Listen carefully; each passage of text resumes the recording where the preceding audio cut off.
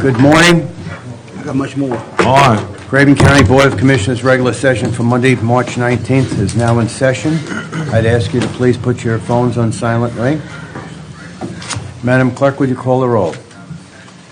Commissioner Jones? Here. Commissioner Liner? Here. Commissioner McKay? Here. Commissioner Sampson? Yeah. Commissioner Tyson? Here. Vice Chairman Dacey? Here. Chairman Mark? Here. Will we stand for the pledge, please?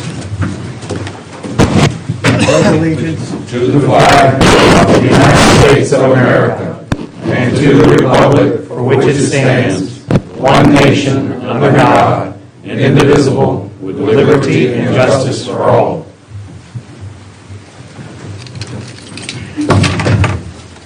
Our Father and our God, as we again come before your presence, oh Father, thank you, Father, that we're able to come together one more time. But Father, we just thank you, Father, for watching over us through the night and bringing to another day. We thank you, Father, for blessing this county in a very special way. Oh, most Father, just let love flow from heart to heart, mind to mind. Oh, Father, let us be caught up, Father, that we may be able to love each other, that we may be able to love everyone, no matter what race, color, creed, no matter where they come from, Father, that we may journey and show love, the love they have shown to us. Father, continue to bless this county in a mighty way that we can be a blessing to other counties. We just thank you for what you already done and what you're going to do. In Jesus' mighty name we pray and count it all done. Amen. Amen. Amen.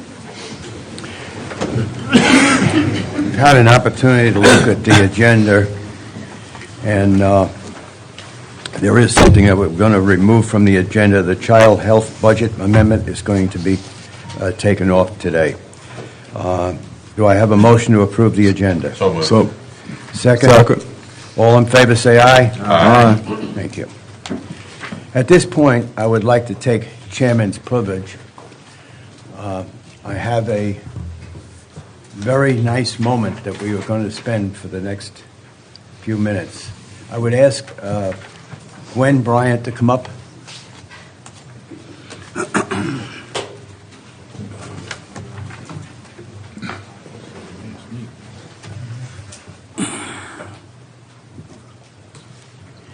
Gwen is, is our county clerk, and she's retiring.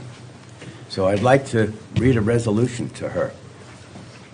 It is with great pride and pleasure that Craven County recognizes Gwendolyn M. Bryan for her service and dedication as clerk to the Craven County Board of Commissioners and the people of Craven County. Whereas Gwendolyn M. Bryan has had an illustrious career in Craven County which spans 25 years, and whereas Gwendolyn Bryan has served with 27 county commissioners in her tenure, and whereas Gwen Bryan has served with 3 county managers, whereas Gwen Bryan served as president of the North Carolina County Clerks Association in 2003 and 4, whereas Gwendolyn Bryan attained certification as a master clerk in 2010, whereas Gwendolyn Bryan was honored at the Howard Holly Outstanding County Clerk of the Year in 2010. And whereas Gwendolyn Bryan has dutifully served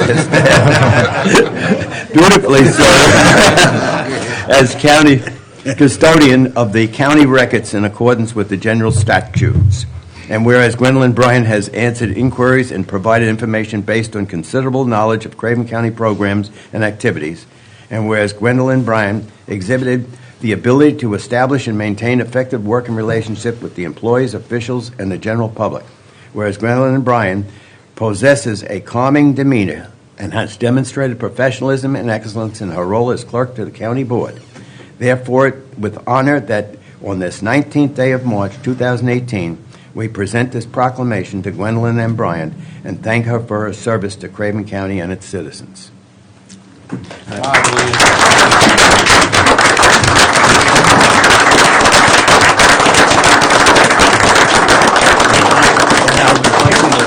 Chairman, do we need to move the adoption of the resolution? Yes. I move the adoption of the resolution. Thank you. All in favor say aye. Aye. Don't go away now. I'd like to introduce Gene Foster, who is the Assistant Governor of District 772 of the Rotary International. to Thank you, present you with an award. Thank you, Commissioners. It's great to represent the Rotary District 7720 and be here today to also recognize Gwendolyn Bryan on behalf of our district and the clubs in Area 8. There are 6 clubs in Area 8. 5 of them are in Craven County. Several folks are very familiar with Rotary. A Paul Harris Fellow is someone who is recognized for embodying the ideals of Rotary, which is service above self. Rotary was founded in 1905 by Paul Harris as one of the world's first service organizations. It is an international fellowship of leaders grounded in the ideals of integrity and diversity. And today, we'd like to present Gwendolyn with a Paul Harris Fellow. Gwendolyn joins a group of quite a distinguished individuals, the likes of Jimmy Carter and Boris Yeltsin, Jim Lovell, and many, many more. There are over 1 million Paul Harris Fellows, Gwendolyn, and we'd like to welcome you as an honor for all that you've done to serve this county for the past 25 years. So we have a Paul Harris Fellow recognition for you and quite a few other things, so if you come over here.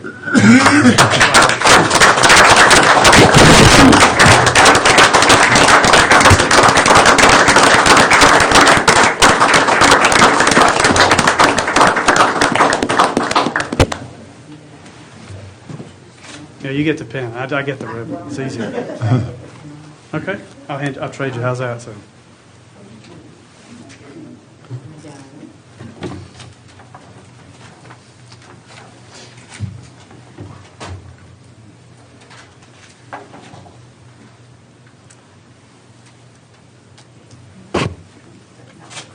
You're welcome. Thank you very much. Thank you.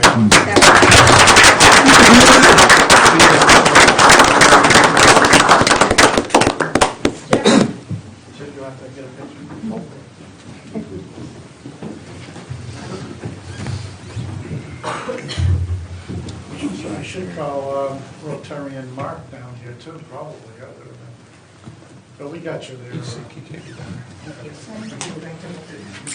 Thank you. It's a tough morning. You deserve all of it. I'd like to take a moment if any of the commissioners would like to make a statement. I'll start with Steve.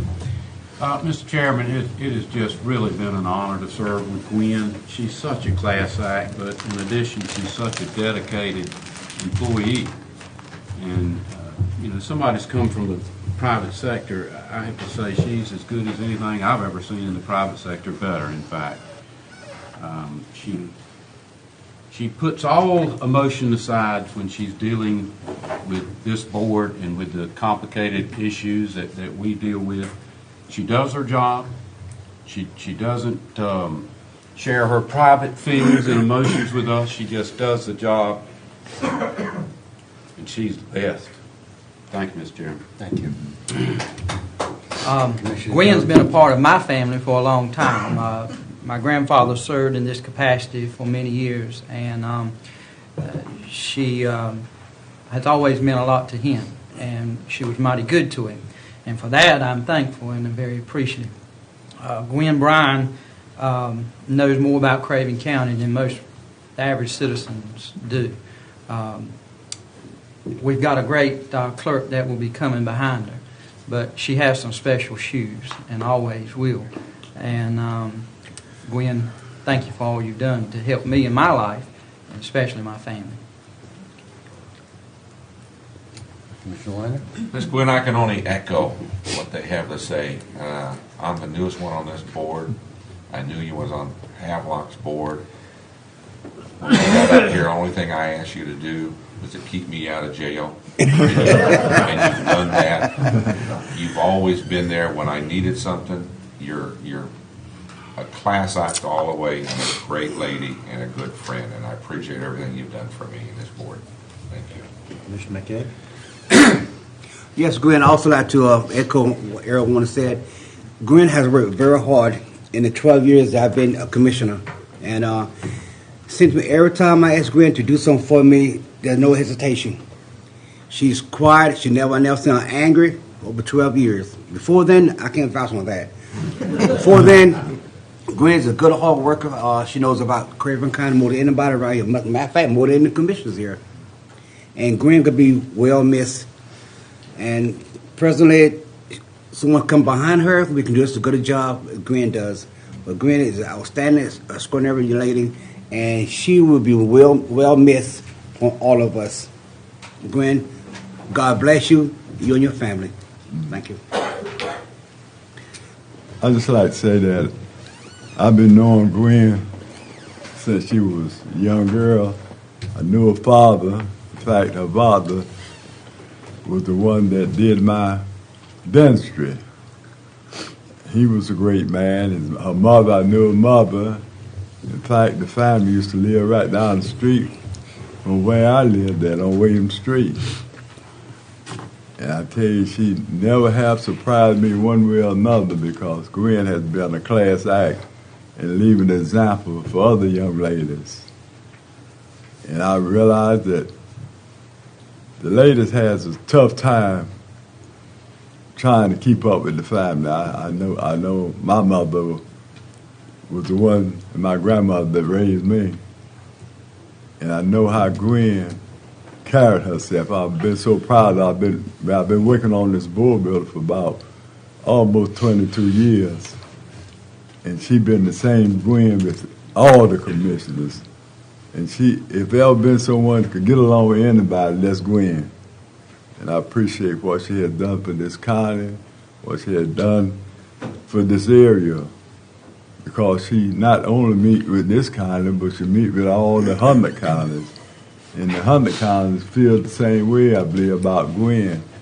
Because she can meet all peoples anywhere at any time. I appreciate Gwen very much. Vice Chairman.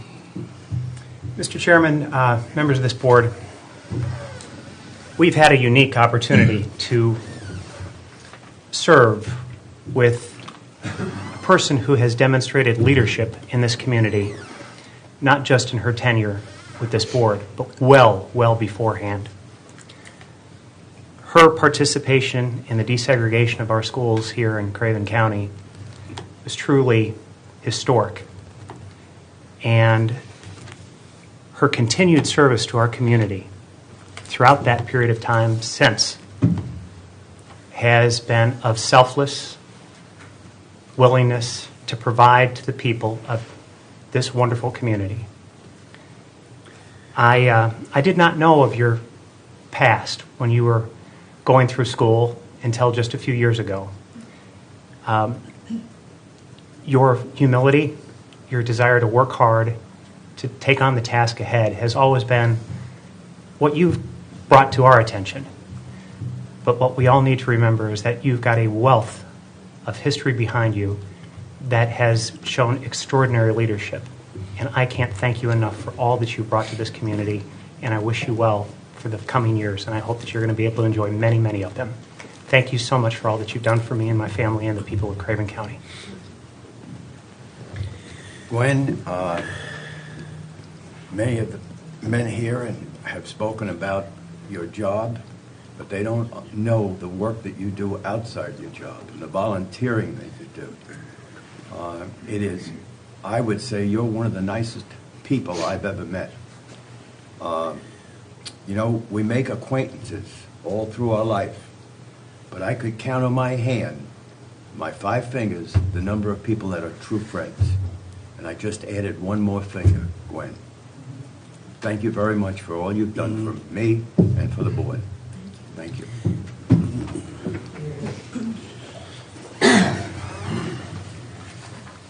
Okay, consent agenda, which consists of the minutes of 2018, tax releases and refunds. The board will be requested to approve tax releases and refunds contained in attachment 1B. Craven Pamlico Reentry Council request for funds. The board will request to approve request on behalf of the Craven County Pamlico Reentry Council for financial support for $4,500. So moved. Second. Second. Roll call vote, please. Gwen? Commissioner Jones? Yes. Commissioner Weiner? Yes. Commissioner McKay? Yes. Commissioner Sampson? Yes. Commissioner Tyson? Yes. Vice Chairman Dacey? Yes. Chairman Mark? Yes.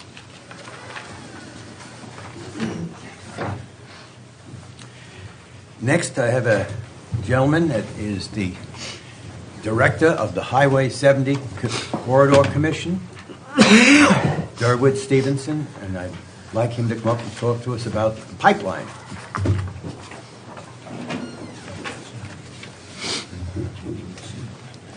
Thank you. Good morning. Good morning. Mr. Chairman Morning. and Commissioners.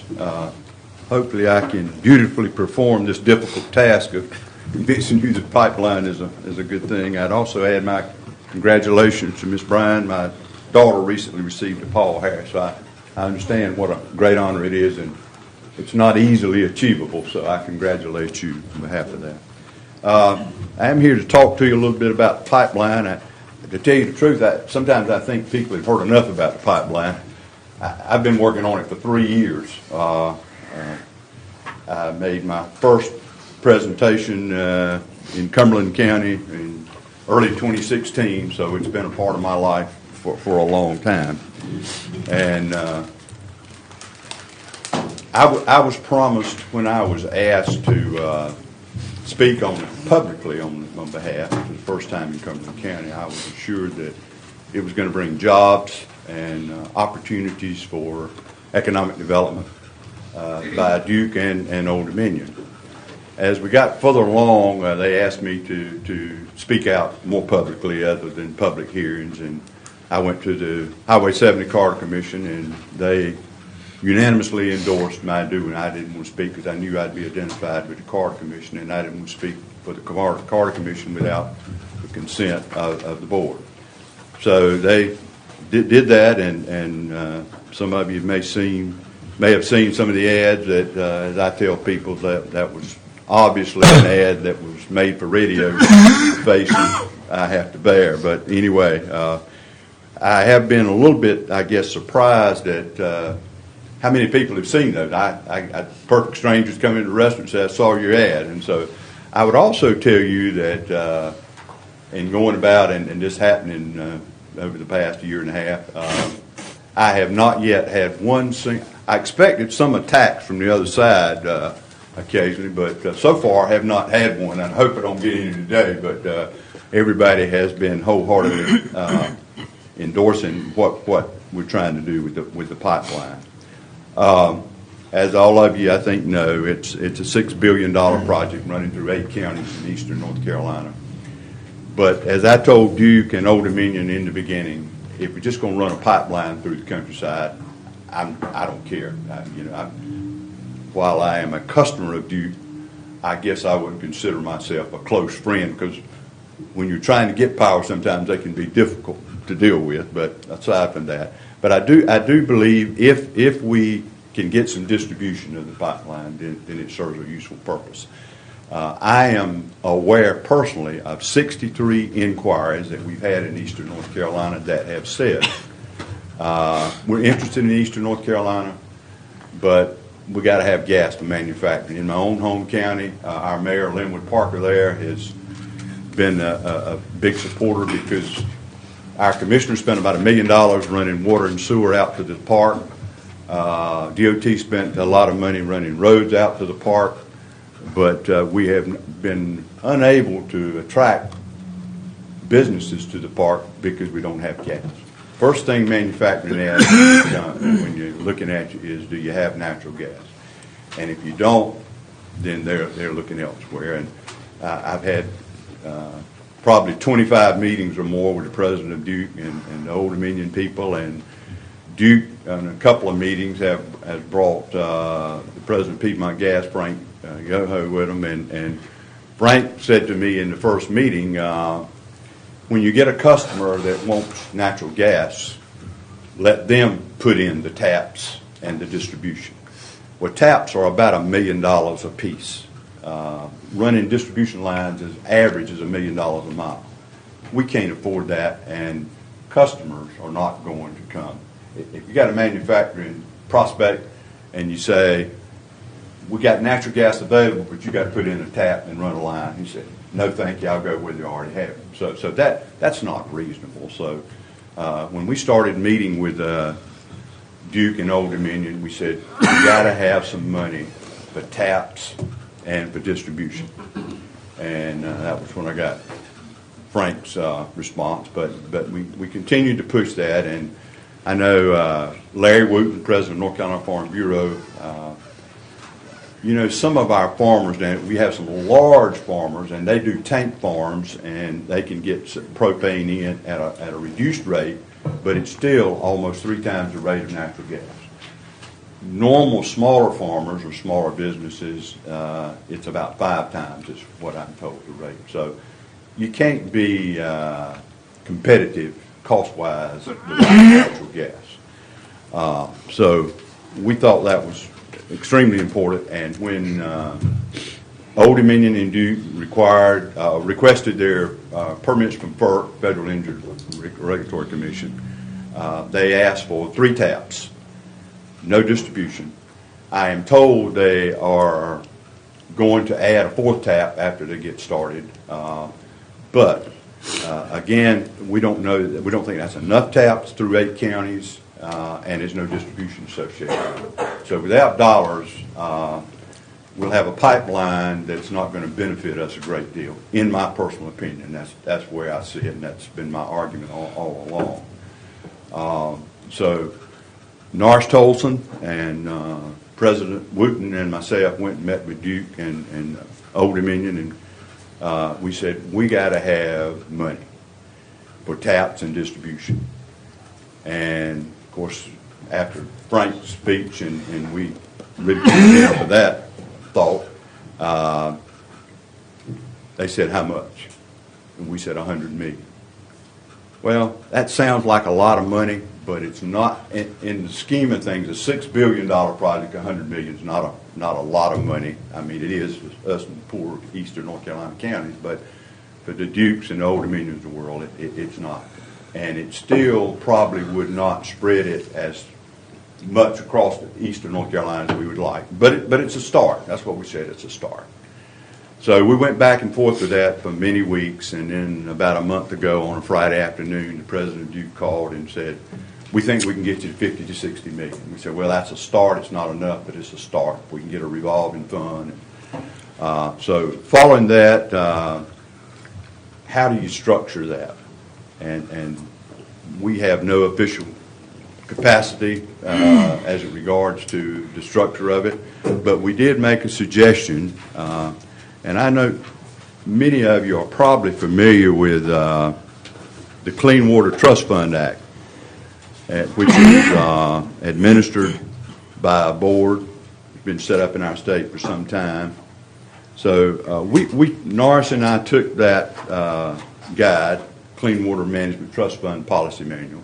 We took that as a guide, and we drafted a plan that we said the proposed structure for the allocation of funds for taps and distribution gas lines in eastern North Carolina. What we suggested was that we have a board, again, of 9, much like the Clean Water Management Trust Fund Act, with 3 people being appointed by President Pro Tem Berger, 3 by Speaker Moore, and 3 by the governor. There'd be a board of 9, and they would make the decision about when to spend the money, where to spend the money, and obviously we'd like for it to go. When we have a good prospect, rather than asking that prospect to pay for it, we're asking Duke and Old Dominion to pay those funds to be used for that purpose. So that's kind of where we are and what we have done and where we're trying to go. I did, there's an article I kept that the Harvey Smith, who was the former president and CEO of the Raleigh Chamber of Commerce, I think in 2016 when all this started, I wrote a piece that I have found one of the best well-rounded pieces I've seen on behalf of the pipeline and to spur the economy.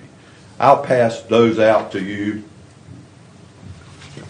and let y'all read them at your leisure. I won't take time to read them, but I thought it was a good argument for it. I think that argument is still valid today, and particularly if we have, in fact, the funds to do distribution. Without the funds for distribution, I don't know that we could accomplish a great deal. And that again is a personal opinion that maybe Duke or somebody else might argue with, but that's our personal opinion. What we're trying to advocate is let's get a pipeline, but let's be sure we got distribution with it.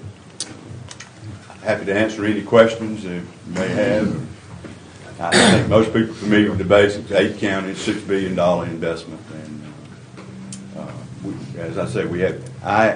I am aware of 63 prospects that have been identified that said we will consider Eastern North Carolina if we can have gas by 2019 to 2020. And again, 63. If we get the gas and distribution, we're not going to get 63. If we get 10 or 15% of them, that's a pretty good number, I think. Commissioner Tyson? Durwood, just to help me better understand, we've got natural gas here now. Does this added capacity makes, or is it more distribution that we're talking about within the counties? Both. It's more capacity, and I think the capacity that what we got now is pretty well taken up. So this is more capacity, but it's more distribution too. I mean, you can find natural gas, but it's very spotted, and in my county, it's almost non-existent. And so it's both. It's distribution and capacity. Mr. Chairman, I'd just like to ask, do we have protection for our waters? Because clean water is one of the best things I know of that could affect our society, and also the fishermen who really struggling trying to make a living in the fishery now. So I want to make sure that that's covered, because if you don't have no water, you don't need no gas. You're exactly right, and the due diligence must be done, and you know, the state environmental agencies have examined it. The other states that it passes through, all of them had approved it prior to ours. Ours was the last to actually approve. And FERC, Federal Energy Commission, has had public hearings, and they've examined the documents. So just like when we're building a highway, all the environmental, the NEPA process, and I think that being familiar with the NEPA process is that I was familiar with by virtue of my position in the Board of Transportation years ago. Explain what the NEPA process is. It's National Environmental Protection Act. There you go. It was passed in 1969 when Nixon was president, and it is a process that highways have to go through, and the pipeline is subject to the same NEPA process. So it gets a pretty thorough hearing, and every document and every plan and every water crossing is thoroughly examined. So, but you're right. The due diligence had to be done, and I know some of us got impatient with the due diligence, but the due diligence has been done in all the states, and we feel like that. Actually, I am told, and I have no reason to doubt, that the safest way to transfer gas is by pipeline. There's been very few incidents where there has been a problem with leakage or explosions or any other things we hear about. So. Mr. Chairman? Yes. Thank you, Mr. Stevenson. Can you tell us exactly what the status of the pipeline is today? We're being asked to consider a resolution that would support the pipeline. So what is the status today? They are actually cutting trees, and that they just got the permits in time because the tree cutting season is now, and so it was important. If they told us that if they did not get the trees cut starting in the winter months, that then when spring trees are budding, they're not allowed to cut by the FERC permits. So they are actually cutting trees along the pipeline. So the easements have been secured? About 80% of them, about 80%. And I think those that have not signed easements, I believe maybe action has been filed so that they can, they have pretty much the same process as DOT does, that they can go and post a letter at the clerk of court and post money and have access to the property. So they have access to the properties, and they're cutting trees now. Okay, so we are at a position where the pipeline itself has been approved by the state, correct? It has been. I think there's an air quality permit. There's another permit or two that they're going to have before they do the taps and those sorts of things. So it's not 100% approved, but it's generally approved, and they can cut the trees and gain access to the Okay. property. So what is the value of us passing a resolution that supports this? Well, I think it just lends another voice in eastern North Carolina. And I would hope that the resolution would include, and I've got a lot of resolutions from a lot of towns, and some of them talk about the pipeline, but I've always talked about pipeline with distribution, because I don't think a pipeline without distribution serves a great purpose in eastern North Carolina. And again, that's a personal opinion, and that's been my position from day one. That is the question that I have been asked time after time, when I've talked to people about this resolution, and they're wanting to know, are we going to be, allowed taps? Is this thing just going to be from point A to point B, and that's it? And I said, well, I'm going to make inquiries when we get Mr. Stevenson in front of us. So I guess you've answered a number of my questions. That there's going to be a fund that will be established. Access to that fund will be done in an orderly way that's already been time tested. The fund itself will be used for taps and for distribution. Do we have a final dollar amount that you've been able to settle upon? You said between 50, 60. Is that? Well, that was the number they committed, but I'm not going to get into the politics of it. But they actually gave $57.8 million, and the General Assembly decided to do something else with the money and give it to the school system. I have had a lot of conversations with Duke and Old Dominion. So this is the same 57 and their attorneys, and by agreement. That agreement stipulates, and I have seen the agreement, stipulates that fund was to be for environmental mitigation and for taps and distribution and economic development, basically. So I do not believe, and the attorneys for Duke and Old Dominion do not believe, they're obligated to pay the $57.8 million unless it's used for that purpose, because if it doesn't go toward the pipeline, if it goes to the schools, and none of us would begrudge our rural schools getting a dollar. Everybody's in favor of that, I think. But they are not obligated to pay it by agreement because they can't put it in their rate base and recoup it. But if it goes to the pipeline, they can put it in their rate base and recoup it. So I think it's important now. Now that the 57.8 has gone in another direction, I guess what we're doing is asking for more money. I have met with several Eastern legislators. There was some at my office last week, and they are suggesting maybe they put some money up. The General Assembly put some money up. We're going to have also asked Dan Gerlach and his group over at the Gold Leaf Foundation to put some money up.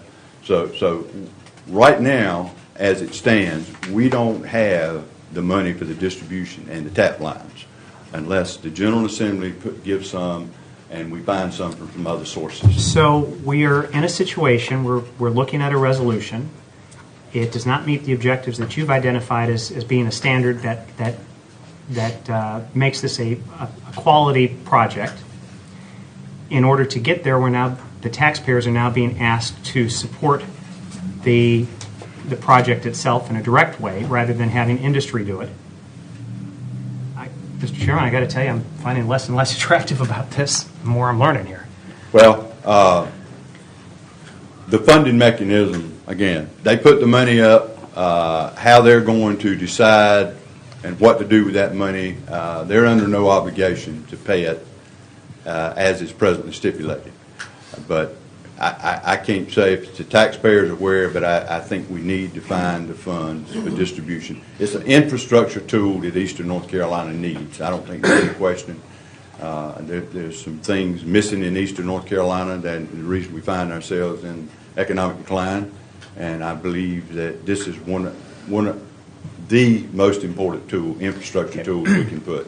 I know there's a grant now that I've been working with Secretary Trogdon and a consultant on to get broadband along I-95 and the proposed I-42, which is the US 70 highway.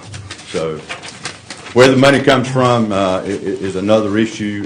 It was allocated, and right now it's up in the air as to where it's going. Forgive me, but so absent the availability of funds for the taps and distribution, who's the beneficiary of this pipeline? without distribution in taps, then Duke and Old Dominion. And again, I'm expressing a personal opinion. Everybody don't agree with that, but that's- yours is that's a personal yours is a opinion. well-informed opinion.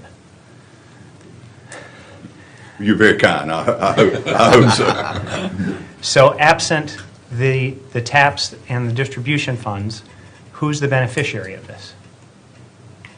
My opinion, again, is Old Dominion Okay, and but Duke. Old Dominions eventually, they've got to sell the product to somebody. Who's that somebody? Well, they have already 98% request for it. So additional capacity can be added at any point in time. But they have, like the Goldsboro used to be a coal-fired plant, is now gas-fired. So they have users of the gas. Okay, so there would be beneficiaries here in North Carolina. There would be. That's correct. That's correct. But I don't think the average, again, I'm expressing personal opinion. I'm for the average citizen, the economy of Eastern North Carolina, and without taps and distribution, I'm not a strong advocate. Okay. Commissioner Liner just reminded me that Cherry Point is moving from their coal-fired facility to natural gas. All of them are. Yeah, and I guess, is there going to be a distribution line that's going to be coming from this to support Cherry Point? Distribution line is already in place. Yeah, distribution Yeah, lines it's in an place for that. existing. They put it in when they brought the lines down 9 years ago. Okay. Yeah. But they'd not be the beneficiary of this new pipeline. They're using existing facilities. They're using existing, there's probably Capacity. tapped in the It's capacity. Yeah, They would need the capacity. Okay, so this is helpful. Yes. Okay, all right. It is. I think there's a lot of benefit, but the thing that I was promised from day one when I first met with them was we will have jobs and economic opportunity. And I think you got to have a widespread distribution system and taps now. 3 taps are already planned and are part of the Federal Energy Regulatory Commission. Permit is 3 taps, and I was told by Duke at our first meeting that they were going to add a 4th and do an addendum to that permit request. But I don't think 4 is enough for 8 counties. Personal opinion again. let me back up. Yes, just go ahead. Make sure to Yeah. clarify you. Yeah. The tap was in place 9 years ago. The distribution and the lines are being built right now today For Cherry Point. for Cherry. Cherry Point, that's correct. But presumably that's coming from a natural gas source that exists It's today. coming from, what's the gas line that's running down there? To burn No. Yes, you're right, but the capacity, what he said, is Capacity. going to have to tap off. Right. I mean, in again. 2014, we had a capacity issue here in Eastern North Carolina that put a strain on businesses and homes, and this would theoretically That's help right. resolve this situation. I That's- mean, these are the things that I was looking to be an Right. advocate of the resolution. Right. And Commissioner Liners pointed out another very good issue here that to me militates very, very positively. But I am concerned that we're getting ourselves into a situation where the taxpayer is now being asked to do more when we've got private industry that should be coming to the table here. Well, they did, but the money has been moved to other sources. How they're going to choose to handle that, they're under no obligation to pay the money as it currently I guess, Mr. Stevenson, then my final question would be, presumably you've seen the resolution that we're being asked to look at today? If you haven't? I have not. no. Okay. I guess my only issue would be, is there something that we can do that you believe would benefit your mission and your cause? You have been an outstanding advocate for the people here in Craven County with your work on Highway 70 and, of course, the new interstate plan. I've always believed that you've been a well-informed individual on these things, and I look to your advice and judgment. I would just say, and Jack, you may know if your resolution encourages or asks for or requests taps and distribution to serve the general population. Not, I would suggest that you insert such a clause, and I have suggested that to a number. Some have, and some I got early on did not include that. I guess, Mr. Chairman, if when the motion is appropriate, I would like to ask staff to just go ahead and make that modification and then pass the It needs to be added. resolution. It need to be added. Yeah. Okay. Thank you, Mr. Stevenson. Thank you. Mr. Chairman, Yes. I know you said you didn't want to get into the politics of it, but I think a lot of folks need to understand. Did the governor, he received, I know there's a lot of discussions that are happening now between the General Assembly and the governor, but was the governor given the almost $60 million at his discretion to be able to allocate it where he wanted to, or was that a decision made by the North Carolina General Assembly to give it towards the public school system? The General Assembly made that decision, and the money did not. It went through the governor's office, but it was always to be a bipartisan board that would review requests, and certainly I don't think any of us that are reasonable people or businessmen would expect there to be a tap in every town and county. But I think there needs to be one in almost every county when it passes through, and I think there needs to be widespread distribution. And if you got some small group that's coming in and they're going to employ 10 people, $1 million tap and $1 million a mile, I don't think is reasonable or feasible. So there has to be some people, and again, we suggested in our document that we put together and have given to some legislators that it ought to be a viable prospect, and economic development community and the farm community probably ought to be the primary members of that board. And we made several recommendations to economic development people along eastern North Carolina. Okay, so the General Assembly passed authorization to allow that almost $60 million to go to the public school system. Is it going to be going to the 8 counties, or going to be distributed amongst all 100 counties? How will that go? It's the 8 counties. In those 8 counties? That's correct.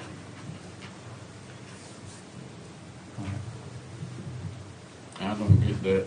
Neither. I think we need to be talking to our legislators. Yep. Find out what was their reasoning for taking money for, specifically according to you and according to the attorneys for Duke and the other power company, that they're not going to give it. Or you They're kind of caught in the middle, as they say, and so they don't want to offend the General Assembly, but they're not obligated to by agreement, is all I can say. And what their final decision would be, we're going to speak to them, and they're not going to attempt to do that in any shape, form, or fashion. But they can't reclaim it through the rate base if it don't go toward the pipeline. And I think they would prefer not to pay it if it wasn't going through the pipeline, because they can't recoup it. But politically, I don't know that they can turn their back on the General Assembly as well. So I'm not going to try to reason through that. They got brighter minds than mine that's reviewing that now and deciding what they're going to do. I guess. Go ahead. Mr. Chair, I'm hearing this. I think we should table this until further notice. Get more information. Can't table it. What we can do is we can have a work session to gather additional information from the legislatures on their reasoning, and also on going into the distribution that Commissioner Dacey made. So Is there any questions I can answer, or any information I can get for you that you don't have that might be of assistance to you as you ponder this? Mr. Chairman, I would ask one more thing.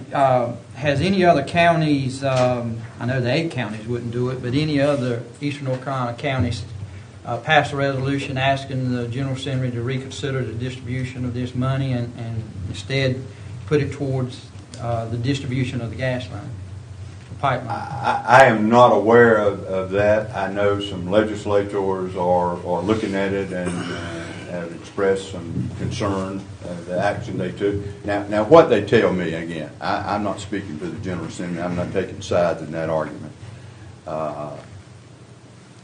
One of the senators was in my office last week, said they were handed that legislation 6 hours before they voted on it, and they didn't really know what was in it. So, to his defense, I have a lot of resolutions supporting the pipeline and distribution.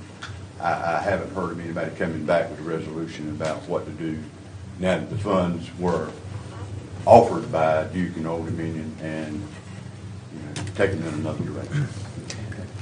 Let's not be under any illusion here. I mean, if Duke and Old Dominion are putting $50 or $60 million on the table, this is $50 or $60 million that's going to be borne by the ratepayer. Oh, sure. Ultimately. No question. So, Okay. and if, Well, not if it goes to the school system. It won't be, because they can't put it in their rate base. And that's their concern, and reason they're not obligated to pay it, because the agreement stipulates what it's for. And they are not obligated, but what they choose to do, I don't think they're going to throw water in the face of the General Assembly. that's interesting. I mean, money's fungible. How they can wall that off and say that it's not going to be borne by the ratepayer ultimately, it's. They can't put it in their rate base because it has no application to energy. The school system has no tie to the energy. And anything that's in the rate has to be tied to energy provision. Okay, well, perhaps another reason why we need to just push this off a little Yeah. bit. But. We can't table it because there was no motion, first of all, to approve this. But we can, yes. Jim? Am I right? We cannot, there was no motion. There's no motion to approve it, so there's nothing to table. Right. So, actually, today was mostly meant for information from Derwood Stevenson, the director of Highway 70. So I don't see any problem with holding this off so we can get additional information and maybe have a work session on this. And also, Mr. Chairman, also don't we need another hearing that to let the public get their input?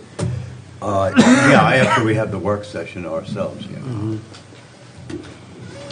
Okay? So just for further consideration at this point. Right. Yes. Okay. Thank you, Derwood. Thank you for your time. I'll excuse myself. I got a flood mitigation meeting in Raleigh, too. Thank y'all very much.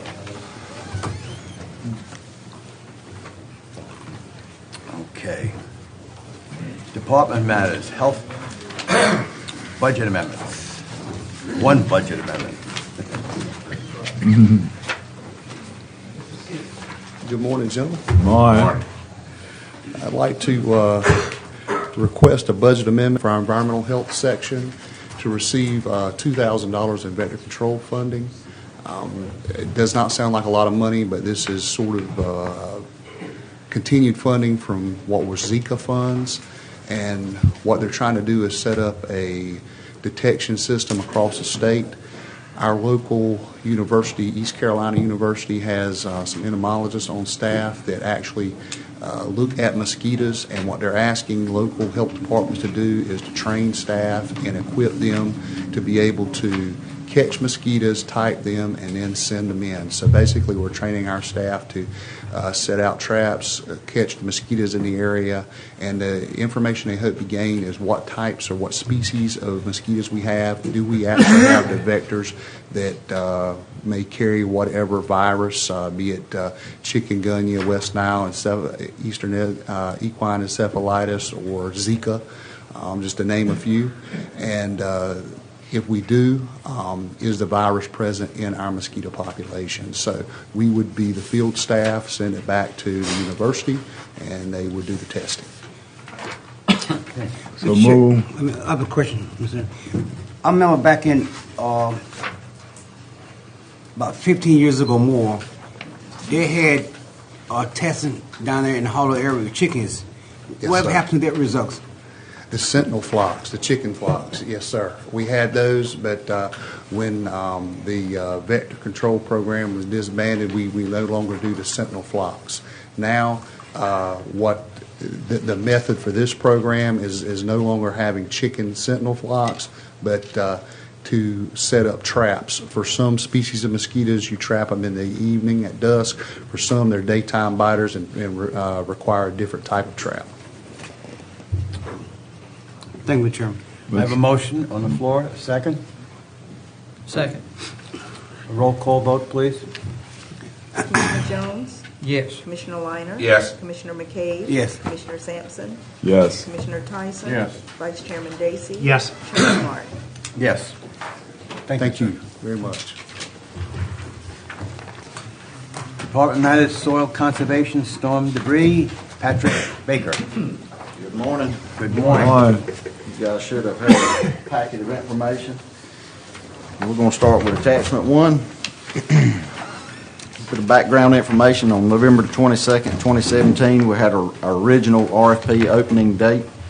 December 6th, 2017 was the closing date. We received 2 proposals for stream debris removal, Davis Company and J&J Environmental. January the 2nd, 2018, Board of Commissioners voted to rescind the 2 bid proposals as presented and to rebid the project, separating out the Golden Leaf projects from the state disaster project areas. January 26th, the rebid opening date. We rebid just for the 5 Golden Leaf project areas. This bid closed on February 16th. We received 9 proposals, and those are also in your attachment. After thorough review of the proposals and consultation with county administration, staff recommends that a contract for the Golden Leaf project areas be awarded as follows. J&J Environmental, $520,745. This proposal is $97,925 under budget from our allocation. And staff is currently having discussions with the Golden Leaf Foundation concerning the possibility of using these remaining funds for other related purposes rather than just returning them back to the Golden Leaf. Our requested action is that to proceed with this, we request that the contracts for the 5 Golden Leaf project areas be awarded to J&J Environmental, the lowest responsive and responsible bidder, in the amount of $520,745. Okay. Any questions? Well, let's get a motion first. So moved, Mr. Chairman. Second. Okay. Now, discussion. Mr. Chairman, Yes. I notice on here that you're awarding the contract not to the lowest bidder. Can you give us a little explanation? And by law, are we allowed to do that, so forth? Well, what we did is we went through the bids. You'll notice a rating sheet that you should have. We went through there and we looked, did they respond with everything that we asked for in the RFP? And you'll notice on the point sheet, we gave them points for each individual area. And you can see the totals added up at the bottom, whether they were responsive or not. And this is one of the reasons why it was recommended like it was. Okay. So you're saying you've taken the lowest responsive and responsible bidder. County Attorney, are we good to proceed with that? Yes, sir, that's the standard. Okay. All right. Thank you, Mr. Chairman. Okay. Any other discussion? Well, Mr. Chairman, Yes. I guess I'm seeing the difference here as being, at least in part, the failure of 3 Deuces to present any reference letters. Did they fail to produce any, or is it the letters that they produced were not responsive, or what was the situation? For this RFP here, there were no reference letters. There were no reference letters. Now, why is it important that we see reference letters if we have been able to deem that their prior stream debris removal experience is quite high? They seem to have received the highest award point total possible for that. Why is the reference letter so important if you've been able to determine that they've got obviously an outstanding level of experience in the... Well, I would say that the experience, they can list jobs that they have worked on in the past, but that doesn't tell us anything. It's strictly just a reference to a job that was done in the past. It doesn't tell us anything as a reference letter would as far as how did they do a good job. You know, was it a recent job? Were they timely? That's right. Where a reference letter goes right into, yes, this individual does a great work, we had no problems, and we recommend them work on your project. Okay. Commissioner Dacey, Yes, what sir. we look for there is we want to hear from the owner. We want to hear from whoever the project work was done for and their response time, whether it came in on budget, they came in on time. Sure. Because these funds have a tremendous amount of criteria and rules with them, so we got to make sure we're with a contractor who can perform. Thank you. Yes. Mr. Chairman, what was the difference? I see there's a difference in the matrix on the equipment list. What are you looking for? As far as the equipment goes, Anybody knows anything about the types of streams that we're working on here in this county? Sometimes on the lower ends, it can be a pretty wide area section of stream. When you get up on the upper ends, it can be something that's more or less a ditch or a trickle going through there. And we look at equipment list, something that matches these types of projects. Commissioner Tyson, I think what this work is unique in Craven County. We're not looking for somebody that has a 54-foot barge with a 40,000-pound excavator. We're looking for chainsaws, small watercraft, day laborers, transport back and forth to these areas. The means to work in a place where you're carrying your boat more than you're riding in it. I mean, that's our concept. And Patrick, I think particularly in this work, we're looking for winches, things that you can remove things from the creek out to the side of the bank. We're looking for those type of items within the list. Yes, sir. All right. We have a motion and a second. All in favor, say aye. Aye. Nays? The ayes have it. Thank you.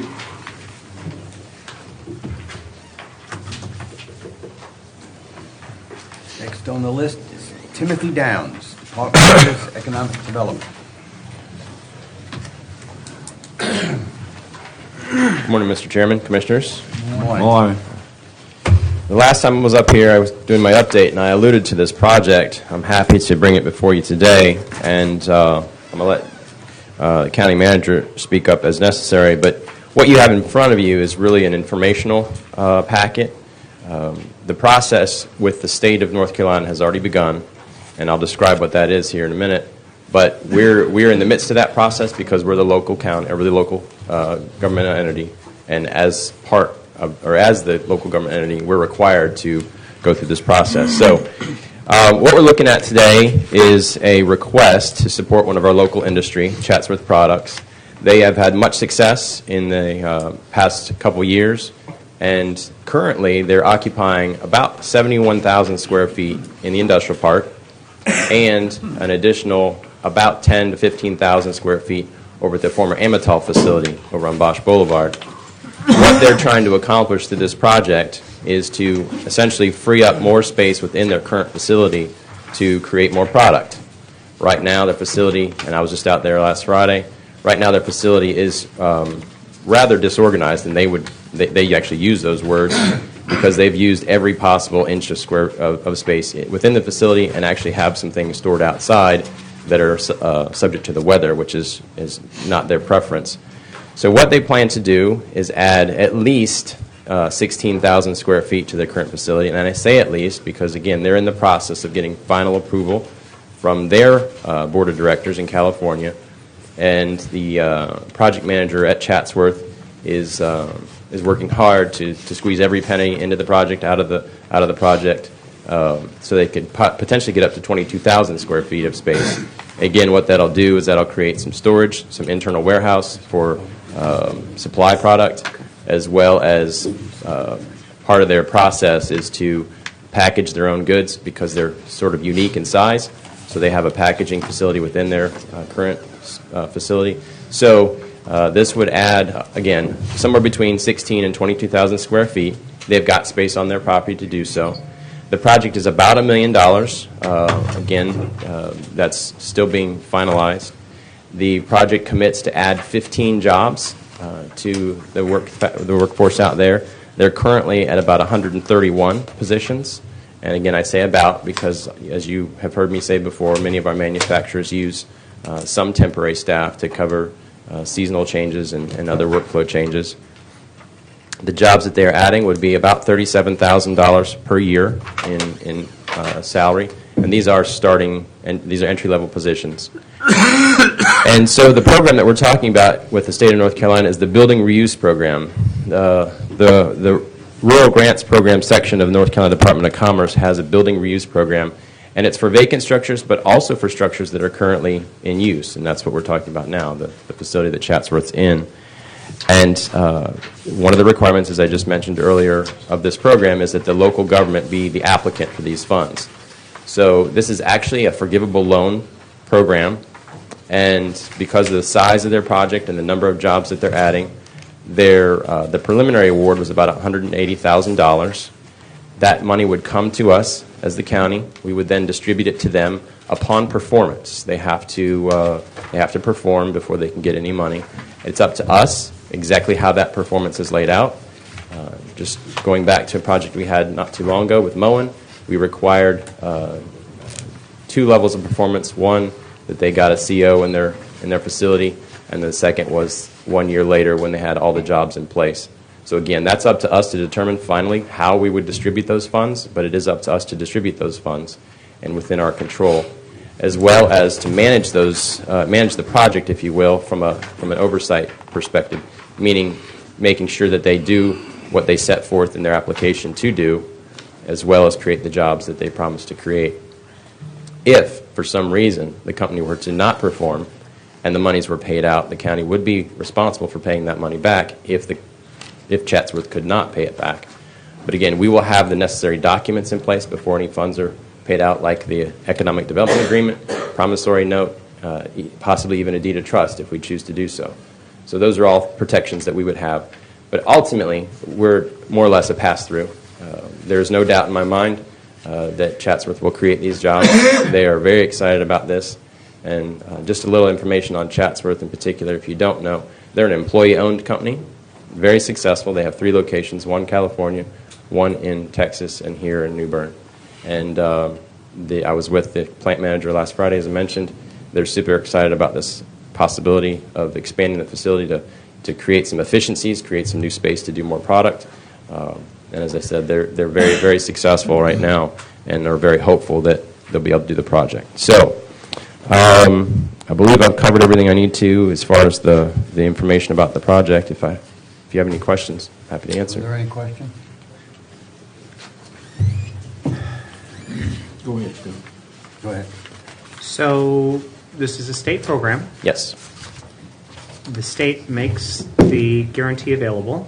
Correct. But yet, if the company doesn't fulfill the obligation, it's the county that's on the hook for the deal. Well, it's both. It's the company first would be on the hook for the money. And that's if, and again, that's up to us, the county, as the recipient of the funds, if we decide to pay the monies out before performance has occurred. And as I mentioned with Moen, we required performance in 2 different levels before we paid anything out. So we could require that complete performance occur before we pay anything, or we could do something otherwise. But if, worst case scenario, if we paid monies out that we received from the state, and Chatsworth didn't perform all the way to the state's liking, which is, again, creating 15 jobs, that's the threshold, and then Chatsworth could not or would not pay, then the county would be on the hook to pay whatever was paid out. Do we have any ability to go after Chatsworth to... Oh, yes. Yeah, again, we would have the necessary documents in place that we've done in other projects, like promissory notes and deeds of trust and that sort of thing. And they're financially well enough prepared to be able Absolutely. to have us... Yes. I should also mention, I failed to mention this, there is no money from the county going to this project through this current process that I'm speaking of.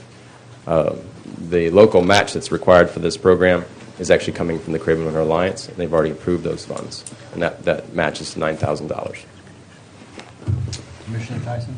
Yeah, you say that their performance requires them to create 15 jobs. I mean, is that in perpetuity, or is that, just, is there a time frame? Their commitment in the application is within 3 years. We know, I know from talking with the plant manager that it'll happen as soon as the facility is open, within 1 year of that time frame. So within 2 years is their plan. My point is, what if in 4 years it doesn't go away? And then nobody's on the hook? Nobody's on the hook, that's correct. Commissioner Lerner? Tim, Sir. I mean, they've got a lot of money invested. I mean, states come up with $180,000 to $200,000, but they're putting in $927,000 to build that facility in that location. That's correct. And this is nothing new to what we've done for Moen and Bosch out there as far as holding their property and everything else under our promissory note or agreement that we had written. So that's correct. I mean, I think we're pretty much safe for 2 years, and after 2 years, nobody's on the hook. That's correct. Or anything of that. That's correct. Yeah. So they've got I like the proposal. We're going to hold the money until they meet it, because if they invest $927,000 involved, we've got a lot out there to grab. Sure. And there's no promise with this, but this is what I do. This is what you all pay me to do. But I know for certain that if this project happens and they create the 15 jobs for this project, this just sets them up for more growth. That's ultimately what they want to accomplish. They can't grow until they expand their facility and get the things within their facility reoriented the way they need to be, so they can create new efficiencies. Once those new efficiencies are created, then they can purchase new equipment and then hire even more employees. And they absolutely intend to do that. Well, not only that, it looks like this proposal they've written that the California site is surrounded, so that That's correct. Them Yeah. out to here. And the Texas site has had significant investment in recent years, so that now it's our turn, if you will. What do they manufacture? Chatsworth makes IT equipment for handling either servers. They make racks, these big boxes that you put in data centers. They make what they call channels that hang from the ceilings that carry the wiring. Their products are all over the world. They're a global company, and they provide product to Google and Facebook and Amazon and all those. Every time they come out with a new system, they make money. The racks change. Racks change. Timothy, although this document here, it says for information purposes only, we do see a resolution here that we're being asked to adopt, so we do have action to take. Well, at your discretion, if there are no further questions, it would be efficient for us to go ahead and get the resolution done now. But certainly, if there are additional questions, I can come back at a further time to get the resolution passed. Are there any additional questions? Being no additional questions, I'd ask for a motion for the resolution. Second. All in favor, say aye. Aye. Nays? The ayes have it. Thank you.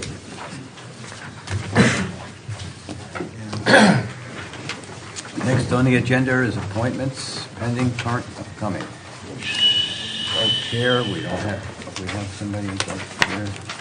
One application has been received and forwarded to the ombudsman for a new process. Do we have the name of the candidate? I don't have it with me. Okay. Mr. Chairman, I believe on that one, it was just a person who was interested in serving but had not received any type of vetting by anybody. So based on the new law, all we're doing is sending those straight over to the COG to let them Correct. Run it through the 8-step process to pick a person to serve on a volunteer board. Right. Okay. Craven County Community Child Protection Team. We have terms ending. Mary Mallard, Department of Juvenile Justice. Application on file for Robert Keeter, Juvenile Court Counselor Supervisor. Mr. Chairman, I nominate Mr. Keeter. Okay. Nominated by acclamation.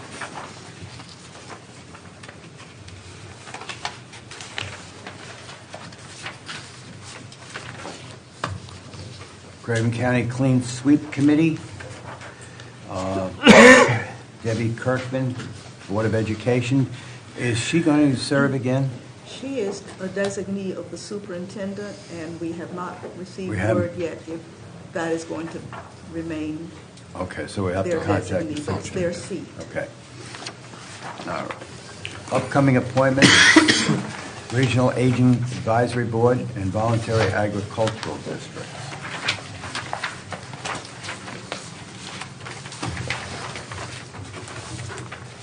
County Attorney's Report.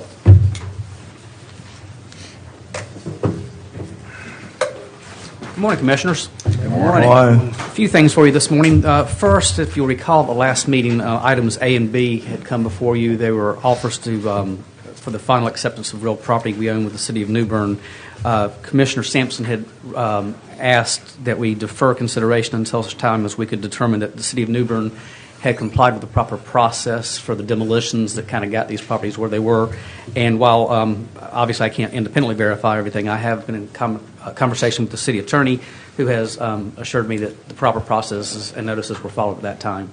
So they're back before you this morning. The first one is 1111 William Street. You have the information before you. The offer is an amount of $1,000. Again, you'll see the big discrepancy between, or disparity, if you will, between the total cost of foreclosure and what the property's worth now. And that, again, is because there was a demolition process and the city of New Bern had advanced most of those funds. Okay. Do I have a motion? So move. Second. All in favor, say aye. Aye. Nays? The ayes have it. Second is the exact same circumstances, 1112 Grace Street, also an offer of $1,000. And just for information, the same person who made the bid on the first property. Okay. Motion? So move. Second. All in favor, say aye. Aye. Nays? Ayes have it. The third property is an offer, and this is one we discussed a few weeks ago. Also, this is a final offer of acceptance. It's the property, if you go across the bridge into James City, it's about the time you cross the railroad track, the John Deere dealership over there, there's an empty lot right across from that. It's that property, and I give it to you that way because it does not have an actual street number, but it's Highway 70 East. The offer is $10,000. We advertised for upset bids, and there were none, so it's back before you. Okay. Motion? So moved. Second. Those in favor say aye. Aye. Nays? Ayes have it. Next is an initial offer to purchase, and this is property at 110 North Company Street in Dover. The offer amount is $3,000. And you'll see the information there below. We would need a motion to approve to start the process to advertise once the town of Dover has also done so. Okay. So move. Second. All in favor say aye. Aye. Nays? Ayes have it. And the last one is... He moves on. Yes, sir. Just for my own clarification and understanding, on all of these, you are in contact, in most cases, with the city's attorney and making sure that they're following all the steps that's required by law, and they've dotted their I's and crossed their T's. Are you... Notifications of everything. Are you referring to the demolition side of it, or the process of selling the property? Process itself. Yes, sir. We're jointly involved in that. Yes, sir. Mr. Chairman, may I just make one comment? I don't think I've said it to you in the last couple meetings, but you probably won't see as many properties coming before you because the city has put on hold any property sales that are owned by the city while they study a redevelopment commission. We've inquired with staff. They think they're going to be able to move rather quickly to put this thing together and develop a plan. We have talked to them a little bit in generalities about that while they may have a redevelopment commission for a certain area, there's property all over the city, which the county jointly owns, that maybe they have interest in selling. We have worked out an agreement that if something was to come to us that's not inside a certain boundary, particularly in the 5 Points area, greater 5 Points area, that we would then try to contact the city and see if they had any interest. Most importantly, we have property, Mr. Sampson out toward Pleasant Hill out that way. We've had some in the Pembroke area. We've had interest from the public, and we want to make sure those properties still have the opportunity to be sold and put back on the tax rolls. So I just want to make you aware of that in case you see a decline in offers for a while. And then the last matter is an update. The board instructed for staff to solicit requests for information in regards to potentially representing Craven County were it to join the class action lawsuit over the opioid manufacturing and distribution issues.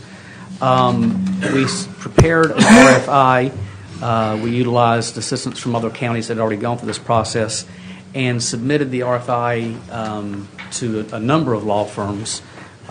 We received two offers back. We received two responses back.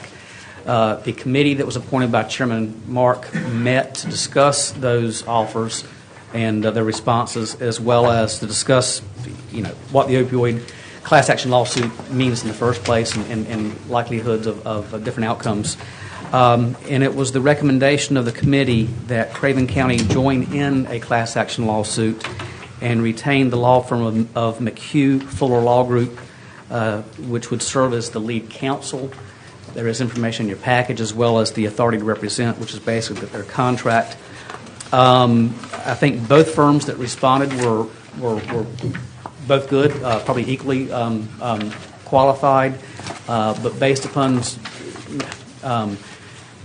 if you will, to some extent, the client list of who they were currently representing. This firm had more law firms, or excuse me, more counties in this general area, more in North Carolina overall, and their North Carolina counsel, although it's listed as Asheville, is Warden Smith with an office here in New Bern. So I think given the fact that they were representing more of the counties down east, if you will, as well as the contact with Warden Smith where we'd ever, need a phone call or something, that would be the recommendation. So the recommendation is McHugh Fuller Law Group. Just to hit the highlights of the representation, and both firms were pretty much identical on their terms of engagement. In effect, it would be if there's no recovery, then it's no cost to the county. If there is a recovery, then 25% of the gross recovery would be the contingency fee, and that's gross recovery. After that, then the firms would be able to deduct their expenses and advances, with the balance being what would come to Craven County. Would like to also point out, though, that there is a potentiality that some of the recovery might be equitable or in kind, if you will. It may not just be cash.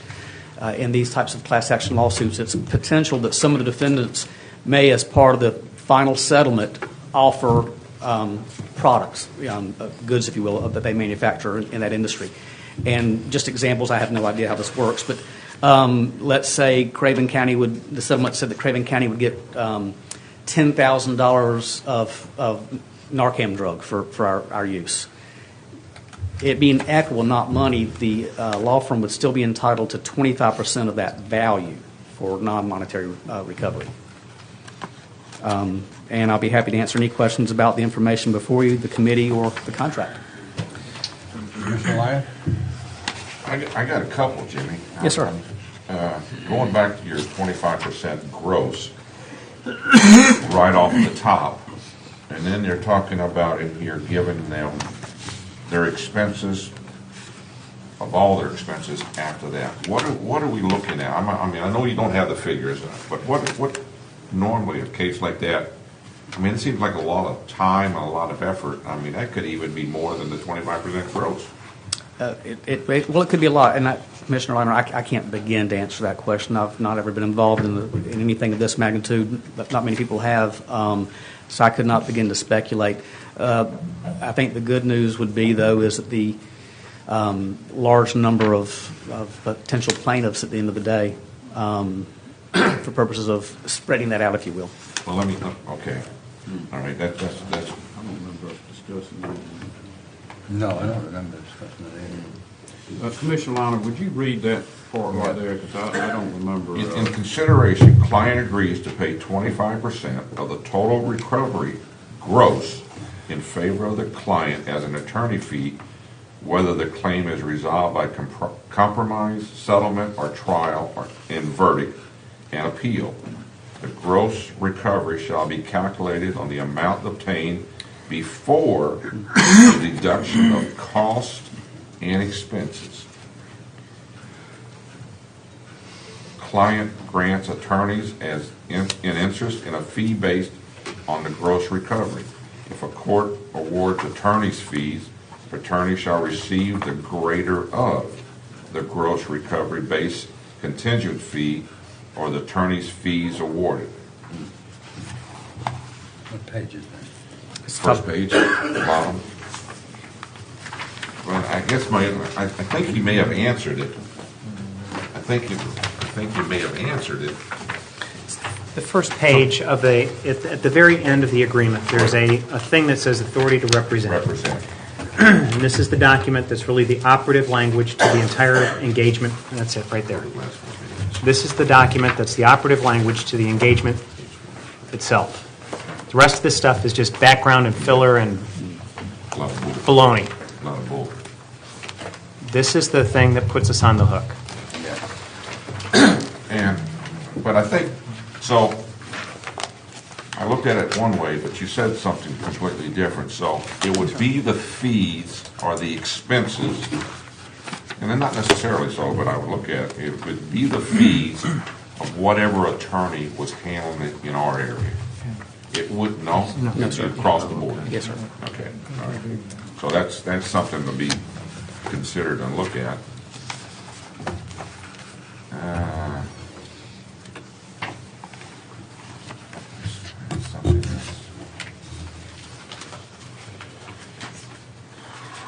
Okay, and it says,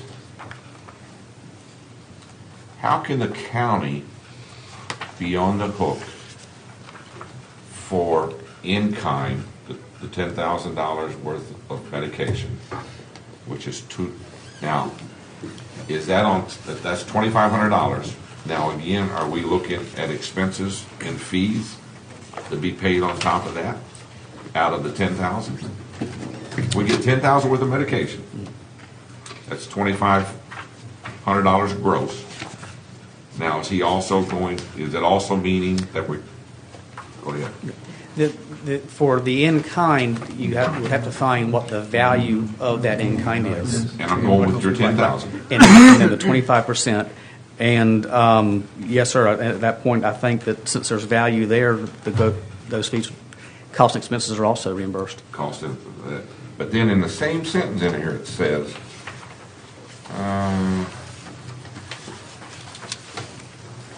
to be clear, attorneys shall not be paid nor receive reimbursement from public funds.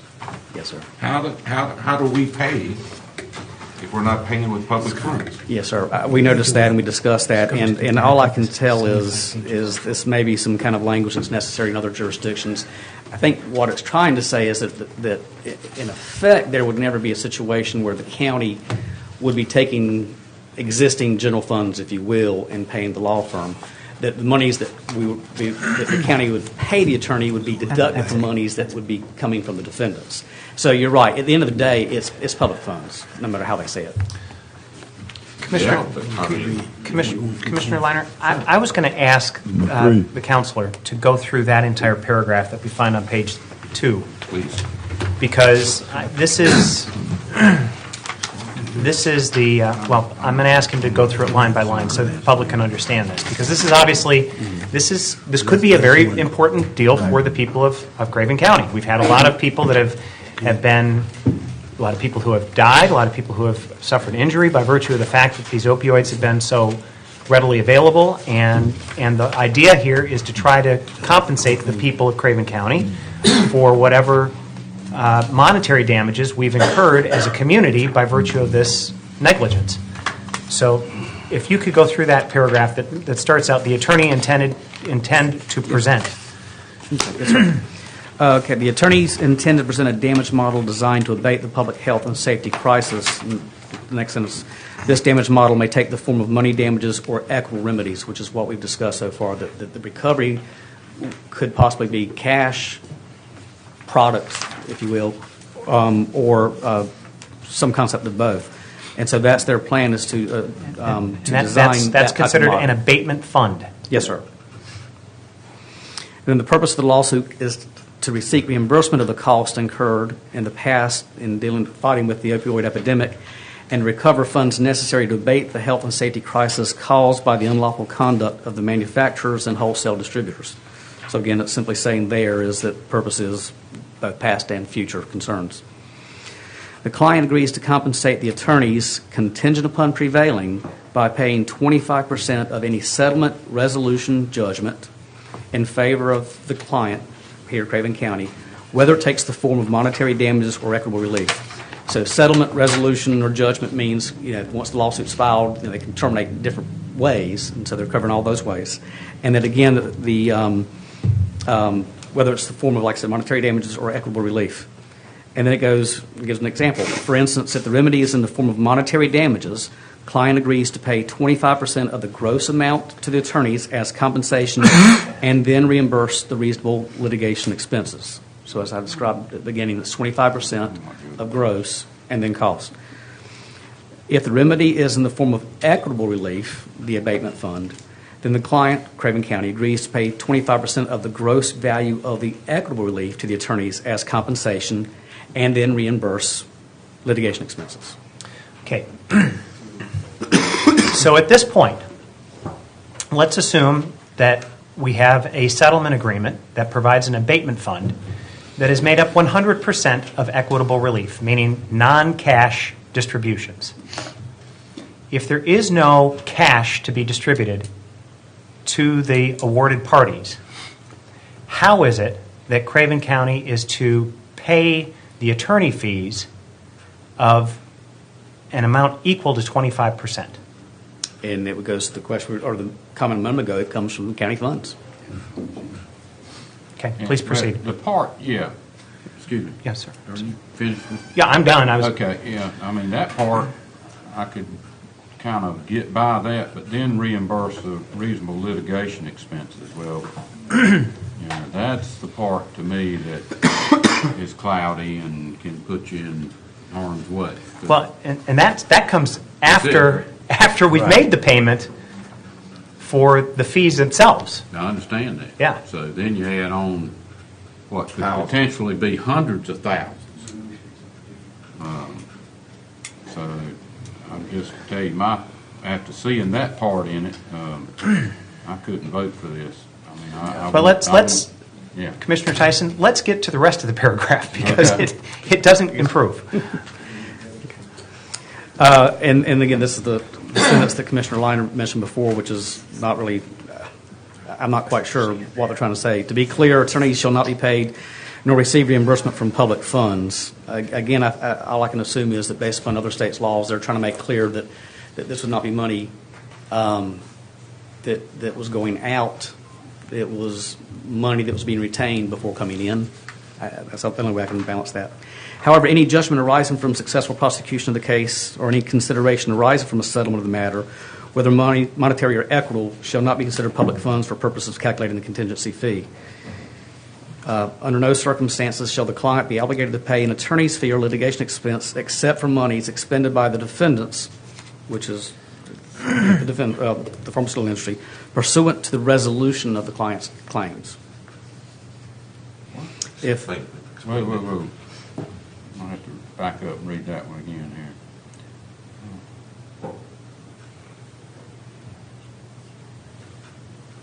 that's saying that all the recovery is going to be based solely upon the defendants' their monies and their equity fund. In other words, whatever the defendants pay is where the attorney's fees will come from, as well as the abatement fund. So it could address the concern that I've raised in my earlier example. Or it doesn't. I don't understand that. I mean, to me, it seems to confuse things. Well, it does. But again, I believe these two paragraphs are really getting to the point of they're trying to make some policy position for other states as to public funds issues. Okay. But at the end of the day, we would still be, in the worst case scenario, if it was just an abatement fund, then the worst case scenario is it would be the value of the 25% plus expenses.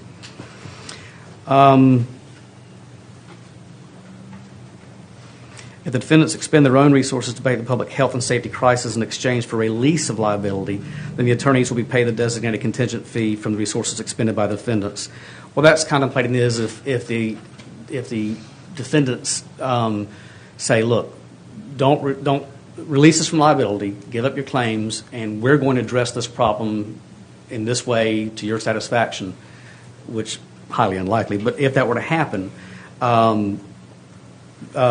then again, there would be an attorney's fees equal to the amount those defendants spent to rectify and remedy the opioid issue.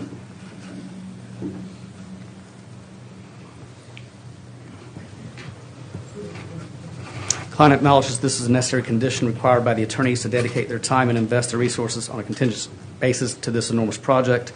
And if the defendants negotiate a release of liability, then the attorneys should be compensated based upon the consideration offered to induce the dismissal of the lawsuit. It's just their way of saying that, in effect, we're all saying that this is fair and reasonable up front. Just general observations, again, not having been involved in a huge pharmaceutical class action lawsuit before, but general understanding of class action lawsuits, it is highly unlikely there will ever be a situation where money is not being paid. I can't say it couldn't happen, probably a lightning strike, but that is a possibility, but I think a highly unlikely possibility. Second, in these types of agreements, there really is no room to negotiate. We will take back whatever you ask, if anything, but I can pretty much assure you that's unlikely. I know a lot of the other counties have already attempted to start chipping away or changing and adding different provisions, and they've held firm and said no, That's my understanding. But we will obviously negotiate anything you ask us to negotiate. Well, as I mentioned, my concern is that the ambiguity of this paragraph makes me concerned that there is a possibility that the taxpayer could be on the hook for a making good on the non-cash component to the settlement. Moreover, it doesn't appear as though that we have any input whatsoever as to what type of settlement will be agreed upon.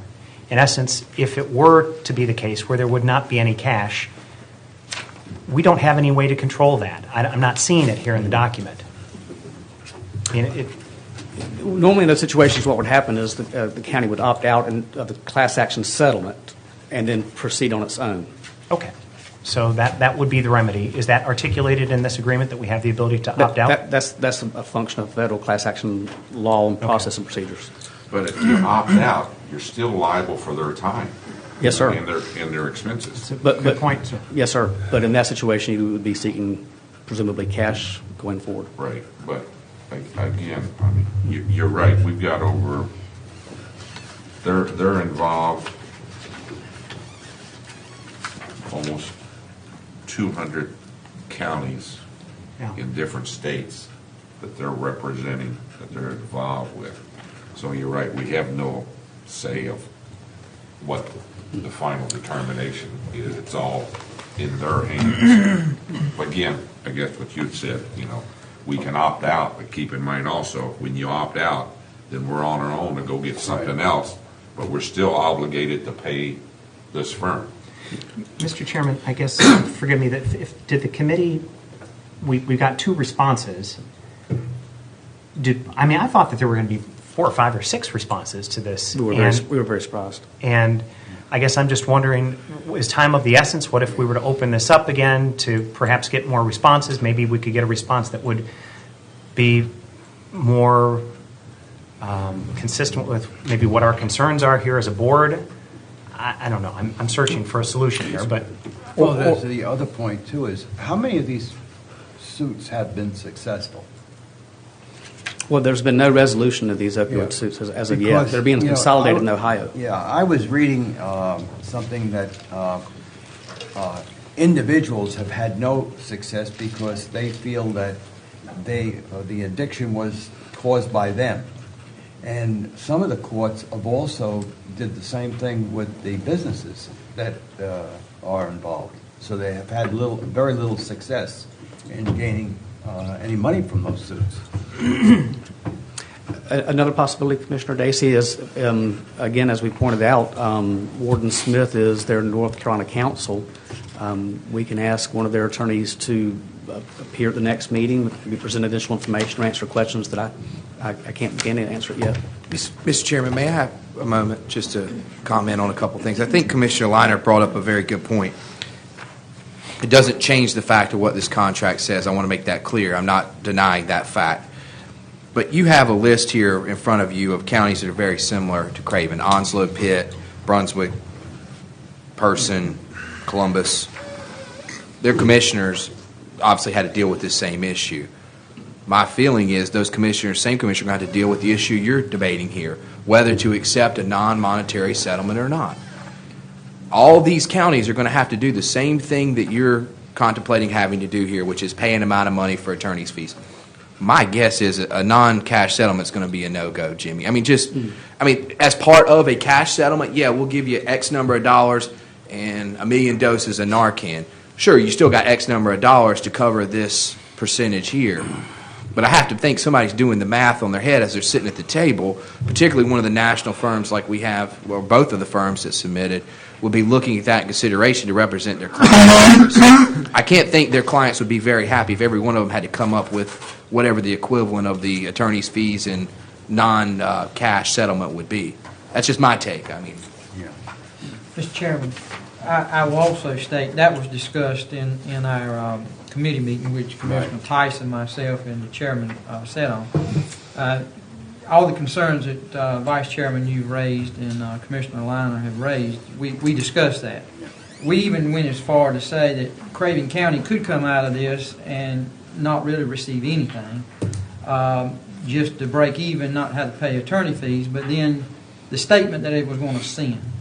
You know, that's kind of, do you want to take the risk that of taxpayers' money to send a statement to say, you know, look what you've done to society with having the drugs that you put out on the market. So that's the balance that, you know, we've got to determine. Really, I think the attorneys are going to they're the ones that's going to come out on this. It's not going to be necessarily the citizens, other than, again, I'll say, the statement that it's making, that, you know, you done wrong, and look what you have done to society, in which it's an epidemic. It's terrible. So, take it for what it's worth. I can get, you know, I think I have to go along with the manager on that, and it's probably true. There won't be any, it'll be cash. They paid $100 million so far in fines to the FDA for violations of their own books and everything else over the last 3 years. So 2 of them paid $35 million 1 year, $55 million the next year of fines. So it was just the way this is written, but I just say there's 200 plus counties that's already signed on going aboard, and this is the standard practice. There's just a lot of things that had to be answered, and for me to understand, and I understand Commissioner Dacey's concern, because reading this was a lot of BS until you got the last 3 pages. I think maybe one of the options we could do is maybe Jimmy and I sit down with the local council and maybe the regional council in the state, talk to them about these concerns and seeing what the options are to potentially change some language here, if they're even willing to. And if it's either way, we'll come back to you at the next meeting and share that with you. I think Jimmy's suggestion of having potentially someone from the attorneys representing here for questions could be an option you might be interested in. But I think at the end of the day, I think the more people that sign to these terms, the harder it is for you to negotiate different terms. And that's exactly the point. In discussing this with the other county attorneys, is that we've signed an agreement with 200 different counties, cities, what have you. We can't start changing it now. So you're going to find, I think, it very hard to change this. So the question is to fully understand what it, not just what it says, but to fully delve down into the types of questions that you have that can only be answered by the representatives. Can the board do that? Bring it staff. Can we do that? I'm sorry, what was the question? Direct you to get with the local firm, get these answers. If they can't, you don't have to bring them back to the board at our next meeting. Absolutely. My question is that I want to make certain that the non-cash award does not force us into a position to come out of pocket from the taxpayer funds in order to meet the obligations of the agreement with respect to attorneys' fees and to their expenses. We asked that question. Okay. If that's the will of the board, we'd be happy to do that. Yeah, you got to pay any more money. I don't see it. But I don't see how That's a they concern. could do that. I think the likelihood of them changing it, No, I mean, I don't see how anybody could come back and tell us that, because the judge is going to be the one to make the decision. Yeah. I mean, he wouldn't push for that. Well, but George, all I'm saying is that, Oh, I understand. that I think there could be a stipulation that says that if it is indeed this situation where there's a non-cash award and it exceeds the cash benefit that we would have available to reimburse the law firm for their fees and expenses, that we wouldn't have to go into the red on that. I mean, to the degree that we're getting a cash award, yes, we can compensate the firm for the fees and expenses, but cannot go beyond that point, beyond the point of the cash award that we receive. Well, and again, Am I making sense here? I think so, but I think we also need to make sure, what do they actually mean by no county funds?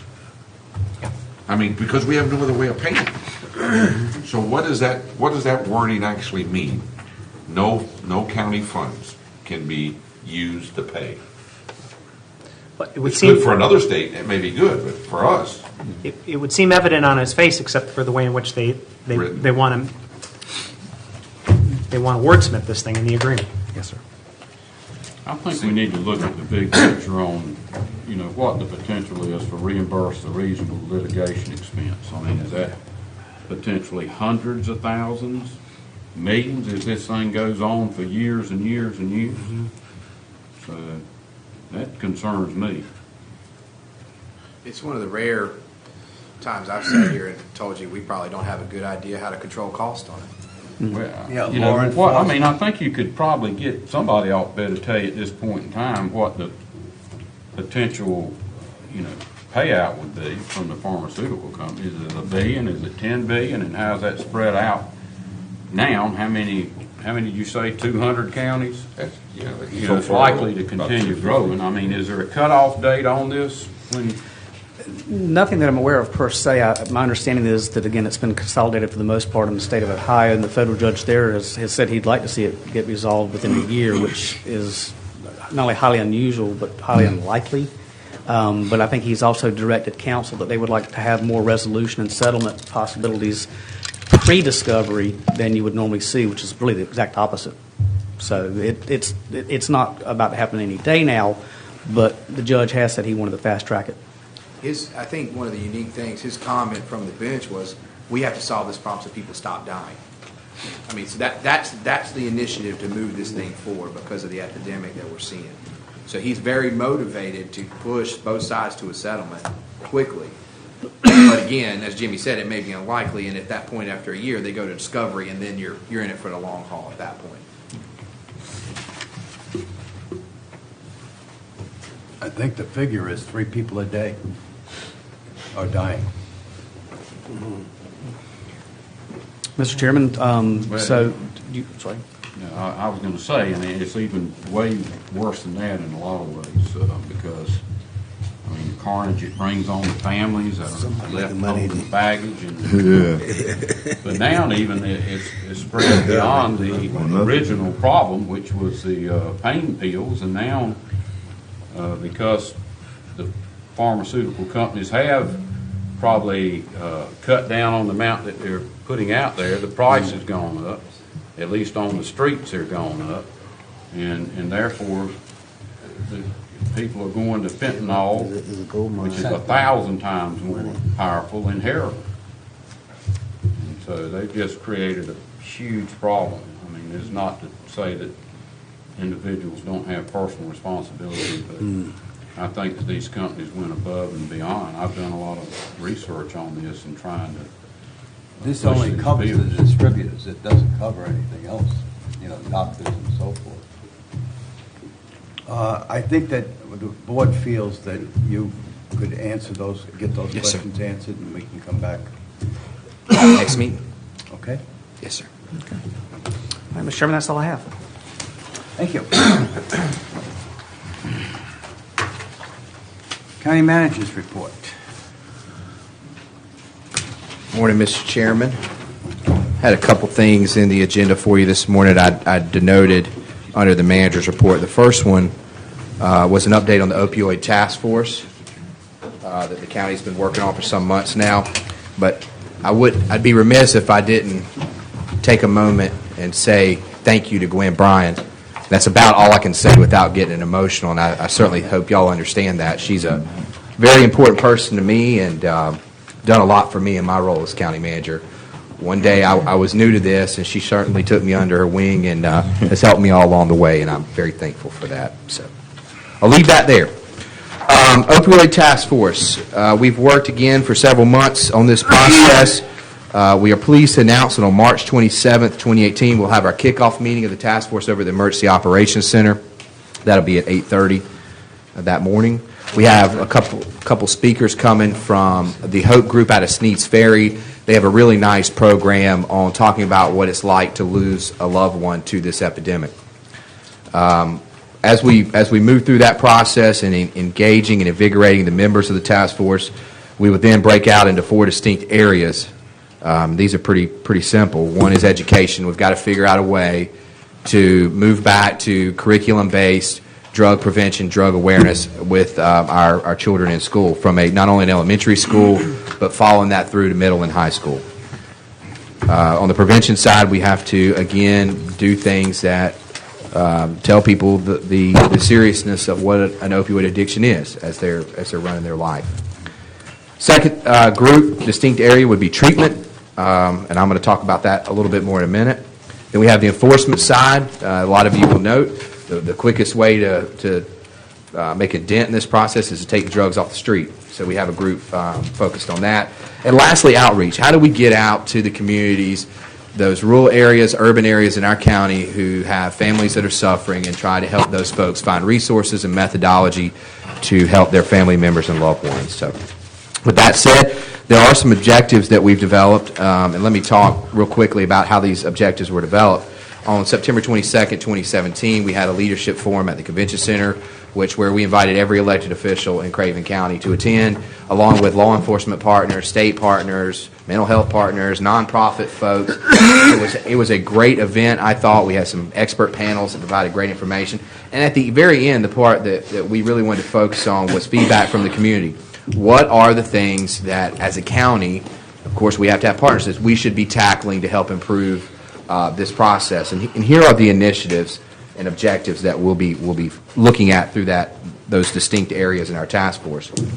One is establish, explore a regional resource for short-term detox and long-term treatment. Part one of that is pretty easy because we signed an agreement a couple weeks ago with Onslow County for a regional effort on short-term detox. That is a Band-Aid because you have to have a long-term treatment center. Once you, I'm just going to use a term that's probably not medically accepted, once someone's dried out, you have to then work on why you had the problem and how do we keep them from having a recidivism rate, a relapse rate with that. So that would be something that the treatment organization would look at. Again, I mentioned earlier, establish school-based educational programming to prevent and deter substance abuse. Self-explanatory. 3, develop a referral program to follow up with those who have been dispensed Narcan and ensure that they are connected with the proper available resources. We know if someone received Narcan, they were using opioids or heroin. We want to make sure that there's somebody that calls that person and says, hey, can we get you help? Can we help you get help? Do you know that there's help available? That's the questions we want to ask. 4, explore the potential addition of a licensed clinical social worker to implement a jail diversion program as well as provide counseling services to people in our community. Jail diversion, someone comes in on a possession charge, a use charge, a loitering charge, and they're addicted to opioids or heroin. We want to divert them from the legal system to receive help so they never come back to the legal system. That's the end game here, guys. That's how we save money. Every minute someone spends in our jail costs the taxpayers money.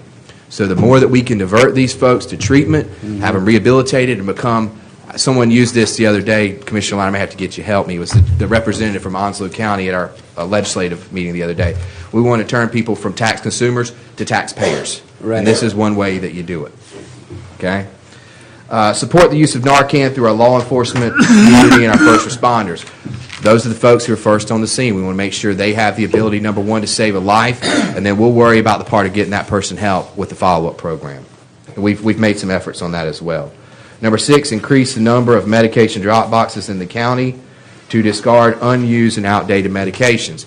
That's the quickest way for drugs to get in the hands of people who don't need them, is to have it in your medicine cabinet. It's the quickest way for a child to find those pills. We're asking folks to take some precautions as they store them, but most importantly, don't keep them if you don't need them. And we think the way to that is having more drop boxes.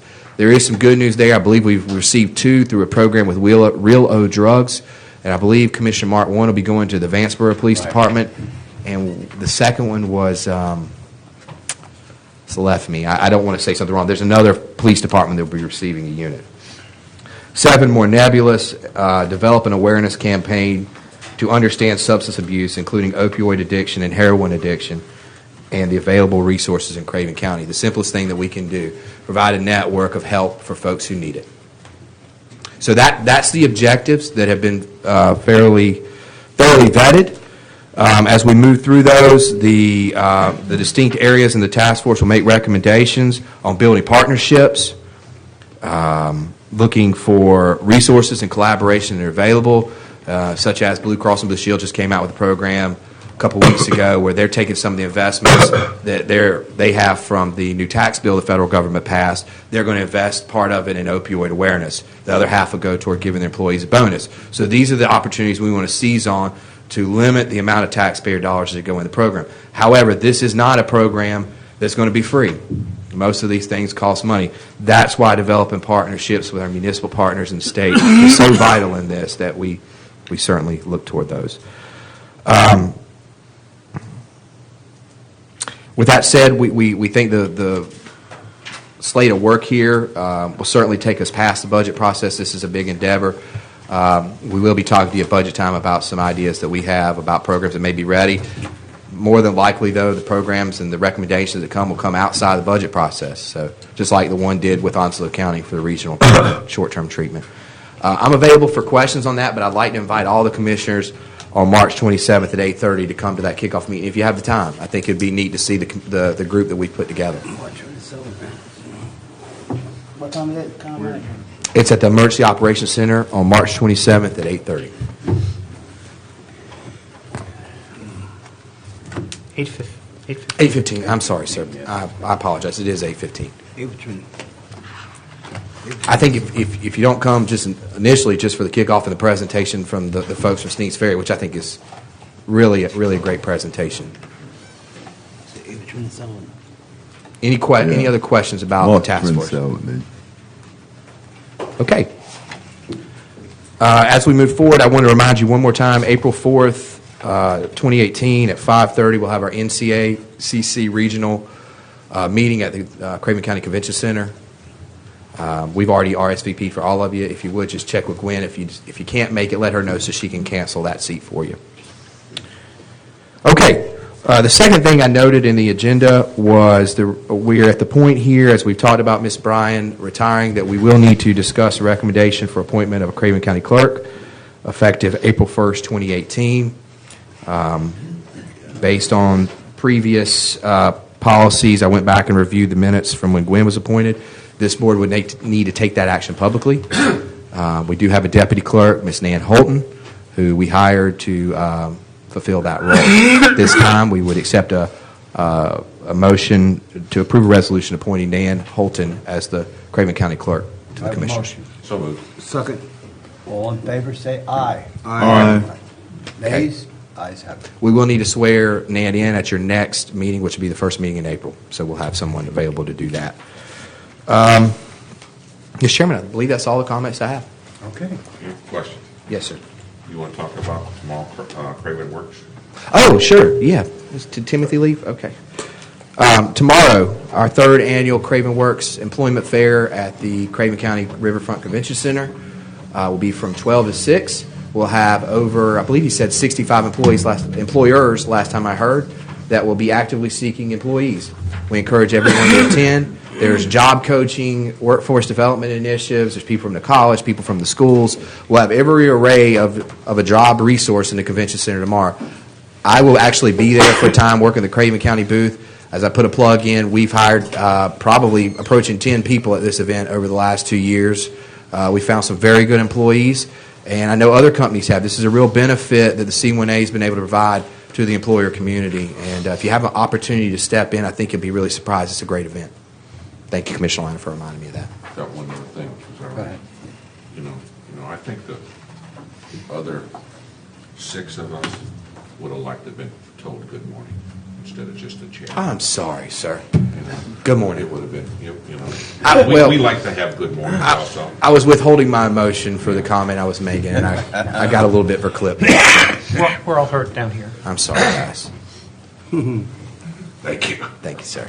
Thank you, Mr. Chairman. Board. Commissioners' reports. Commissioner McCabe.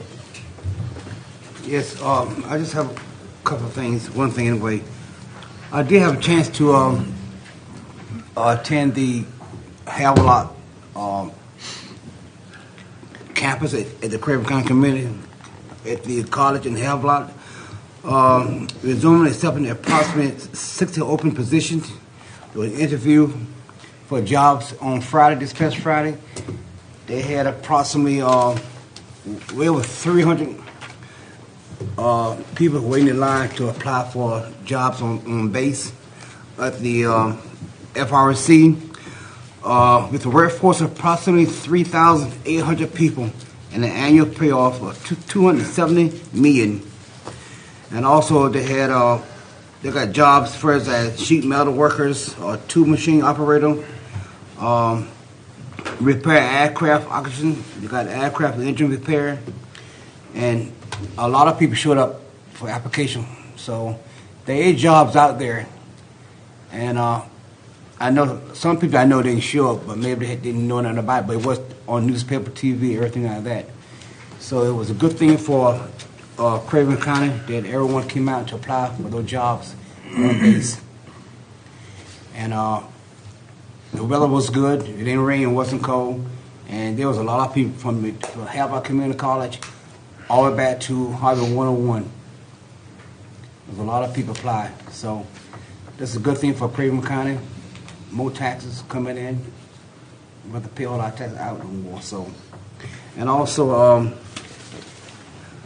probably also the drug test too. That anyone apply for that position, those positions, you have to take a drug test. Be sure that you're okay. And I believe I'm gonna let the chair elaborate on the DC visit that he now went to, and he can talk about that. That's what I have, Mr. Chair. Mr. Sampson, Commissioner Sampson? Yeah, I'd like to say I'm really enthused the way the reentry counselor is working in the community now. I think we're building a foundation that we can slow the growth and stop it of drugs in our community. Our community is really suffering from the use of drugs. And we're spending a lot of money, spending money at the hospitals, because we have to realize that at the hospitals, they don't have nowhere to go. They're going there for emergency care. And that costs a lot of money. At our jail, we know that when they go to jail, then they got the jail got to pay it, so the county pays it. And this really has destroyed a lot of our young people. And it's not just them killing each other. In a certain way, the alcohol, when they get on the highway, not only do they kill themselves, but they kill some innocent person that's driving on the highway. I think this money is going to be well spent in the help we are giving to Craven County to try to keep the drugs off the street and out of the hands of our young people. I think we need to kind of evaluate how we can put some kind of training into our school system for our young people, because a lot of this happens in the schools too, and they convince other young people to try it.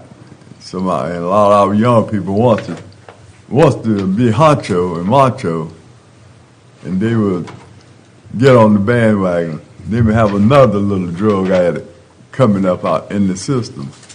So I'm proud that Craven County is concerned about what's going on and what's happening to our young people. A lot of people might say, well, we don't need to waste that money in areas such as that, because we can save that for something else, but you wait a little while down the line, it's going to even cost you more.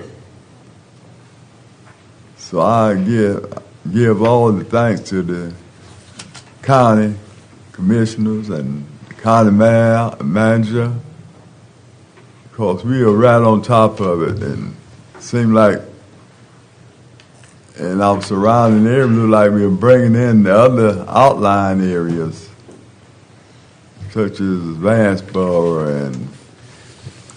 and Dover and Coal City, reaching out.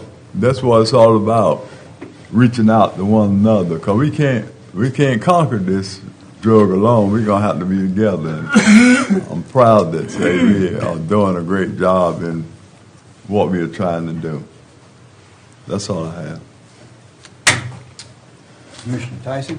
Yes, Mr. Chair, and I'd like to pair on what Commissioner Sampson said, and I enjoyed working with yourself and Jason as we kind of did some investigation on the class action lawsuit that we're looking to get involved in. And it sounds like after today we've got a little bit more work before we put the taxpayers on that mission. But at any rate, this problem is just so widespread that I mean, we see it here. I mean, the people in Craven County, our county manager sees it all the time. I mean, in the extra cost that it costs us at the jail and the law enforcement and hospital too.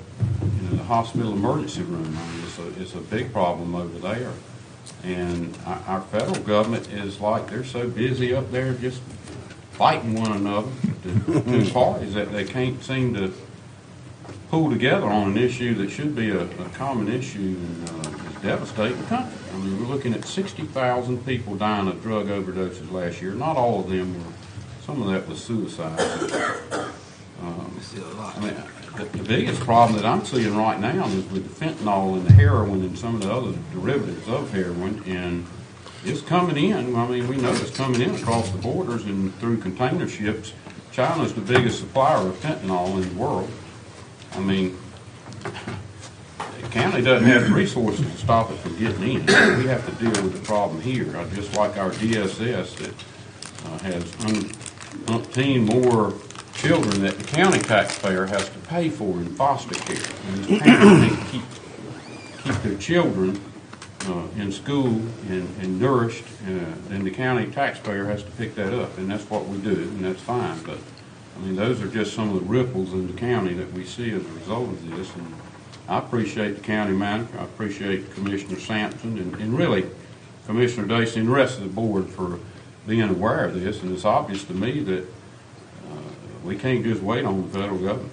Unfortunately, we have to spend county tax dollars, I believe, to address some of the issues. And I've not seen the state of North Carolina getting real serious about this myself. Maybe they are, and I just haven't seen it. But we got to get on this problem.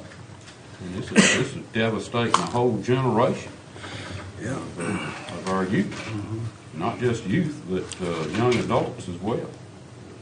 So, Mr. Chairman, I look forward to working with this board to try to find some common sense solutions to help mitigate this problem as we move forward. There's no, I applaud the president in getting $6 billion in the budget for dealing with this crisis, but by the time it gets down to us, and we're the ones that are dealing with it, it's going to be so diluted. I'm not really encouraged about what we'll have after that. That's all I have to say, Mr. Chairman. It is a country crisis. Commissioner Jones. Thank you, Mr. Chairman. Three things I'd like to bring before the board this morning. First, since Patrick's here, I just wanted to say publicly, I've had a lot of citizens there in the western end of the county who have commented about the Beaver Control Program, how effective it is, and wanted to thank the board for the funding that you've allocated and the resources you provided and through soil and water to be able to tackle this problem. It has done a great job in keeping water flowing, and we are very appreciative of that, especially in the farming community. Also, just to make you aware of two community events that will be happening in Western Craven County. Tomorrow night at 6:30 will be the Cove City Community Watch Meeting. It will be at Cove City Free Will Baptist Church. They've got a good group there that's been coming together on a monthly basis, and I think it's been very effective. Also, Thursday night at 7 p.m. at Dover, they will also have a community watch meeting at across the road from their town hall in the old Woodman of the World building. Mayor Weatherington there is trying to get folks involved, and I commend both of these communities for what they're doing. And that's all I have, Mr. Chairman. Okay. Commissioner Lyman. Chairman, there's two things. Tomorrow at 0900 at Tucker Creek, They'll be putting out the iPads. Another school's coming online for the iPads at 9 o'clock tomorrow at Tucker Creek. Another thing, if anybody gets the Sun Journal and read yesterday's paper, the top story in there, the scam that's going on for the seniors, that happens to be a friend of mine, and they've almost drove this lady crazy. You can see the amount of money she has lost. It's just unbelievable of how they're going about it, how they're doing it. They're having pizzas delivered to her. They've had her TV and telephones cut off. They've stolen mail. The state is involved with everything. I just put out the word to all personnel, not necessarily seniors, but if it's too good to be true, it's probably not. And I hate to say this, but if you don't know the organization or the charity, don't do anything over the phone. Check it out, verify it first. The amount of money that's been lost is just unbelievable for one individual. So please be careful. That's all I have, sir. Okay. Vice Chairman? Mr. Chairman, thank you very much. First, I'd like to announce that we will be holding our next town hall meeting in the Trent Woods Town Hall on February 28th from 4 until 5 o'clock. February? And, pardon me? February? No, forgive me. March. Thank you, Commissioner. Thank you, sir. I don't know why I wrote February. March 28th from 4 until 5 o'clock, so we'll look forward to that. Along with Commissioner Mark, with Chairman Mark and Commissioner McCabe, attended the White House forum that they held with county commissioners last week in Washington, D.C. I can say with a fair amount of confidence that this is the first time in all the years that I've worked, certainly as a county commissioner, but also all the time that I've spent in my work up in Washington, D.C., where I've known the White House to put such an emphasis on the work of counties throughout the United States. And in fact, we were I think the 25th or 26th county to come 25th. In and receive the presentation from the various intergovernmental affairs offices throughout the federal government, as well as some of the very senior members of the staff from the White House and the Vice President himself. And then additionally, we got a little bit of an extra bonus because our own Lieutenant Governor, Dan Forrest, was in Washington, D.C. last week and was kind enough to stop by and provide us with a few remarks and give us an update. And you introduced. Yeah, he was nice enough to let me come and introduce him, which was very, very good of the Lieutenant Governor. But the bottom line is that it was a tremendous opportunity for us to get a firsthand, really presentation as to how this administration is interested in working with local government. And I was very compelled by the arguments that they made and the willingness that they've got to work with us in the future. I would also say that the communities that are along the coastline that brought so much to the discussion on the inactivity of our Corps of Engineers, I think was very forceful. And the response that we got from the President's Deputy Chief of Staff to make certain that we're on top of these issues, I think will bring great benefit to our communities. Just mentioning Commissioner Tyson, one of the things that Kellyanne Conway, the President's counselor, talked to us about is exactly the opioid issue. Right. And she spent a good deal of time talking about the work that she's been doing in it. And she highlighted one piece of legislation, the Interdict Act, which passed the United States House of Representatives on a vote of 412 to 3, and then later passed the United States Senate and has been signed into law. This is a fundamental piece of legislation that will allow for more funds to be brought to the Customs and Border Protection Service, that will allow them to do exactly what you mentioned, Commissioner Tyson, for them to be able to see these fentanyl packages that are coming in from China and Mexico. And she paid particular attention in outlining that program and that legislation to us as commissioners and how fundamentally that will be important to the health of our communities. Right. I am saddened to mention that of those 3 members that voted against it, it's our very own Congressman Walter Jones, who was one of the 3 members to vote against that legislation. And I would hope that people would make certain that he recognizes how he's let our community down. So with that, Mr. Chairman, I'll let the rest of the discussion go on with you, and I'm sure you've got a lot to offer on that meeting. But thank you very Mr. much. Chair, for a minute, I'd like to thank Scott Dacey for introducing the Lieutenant Governor. He did a wonderful job, and I forgot to take a picture of him because he looked so lovely on that stage. But we did take pictures of other sources there. Yeah. But Scott, you did a good job. Thank you very much, sir.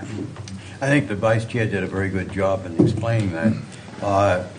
Really, to me, the purpose of the conference was to build a working relationship between the North Carolina County Commissioners and the federal government. We had the opportunity to interact and have dialogue with local leaders, administration officials, including cabinet secretaries. Besides Kellyanne Conley, there was Ben Carson, there was the vice president, and also we had the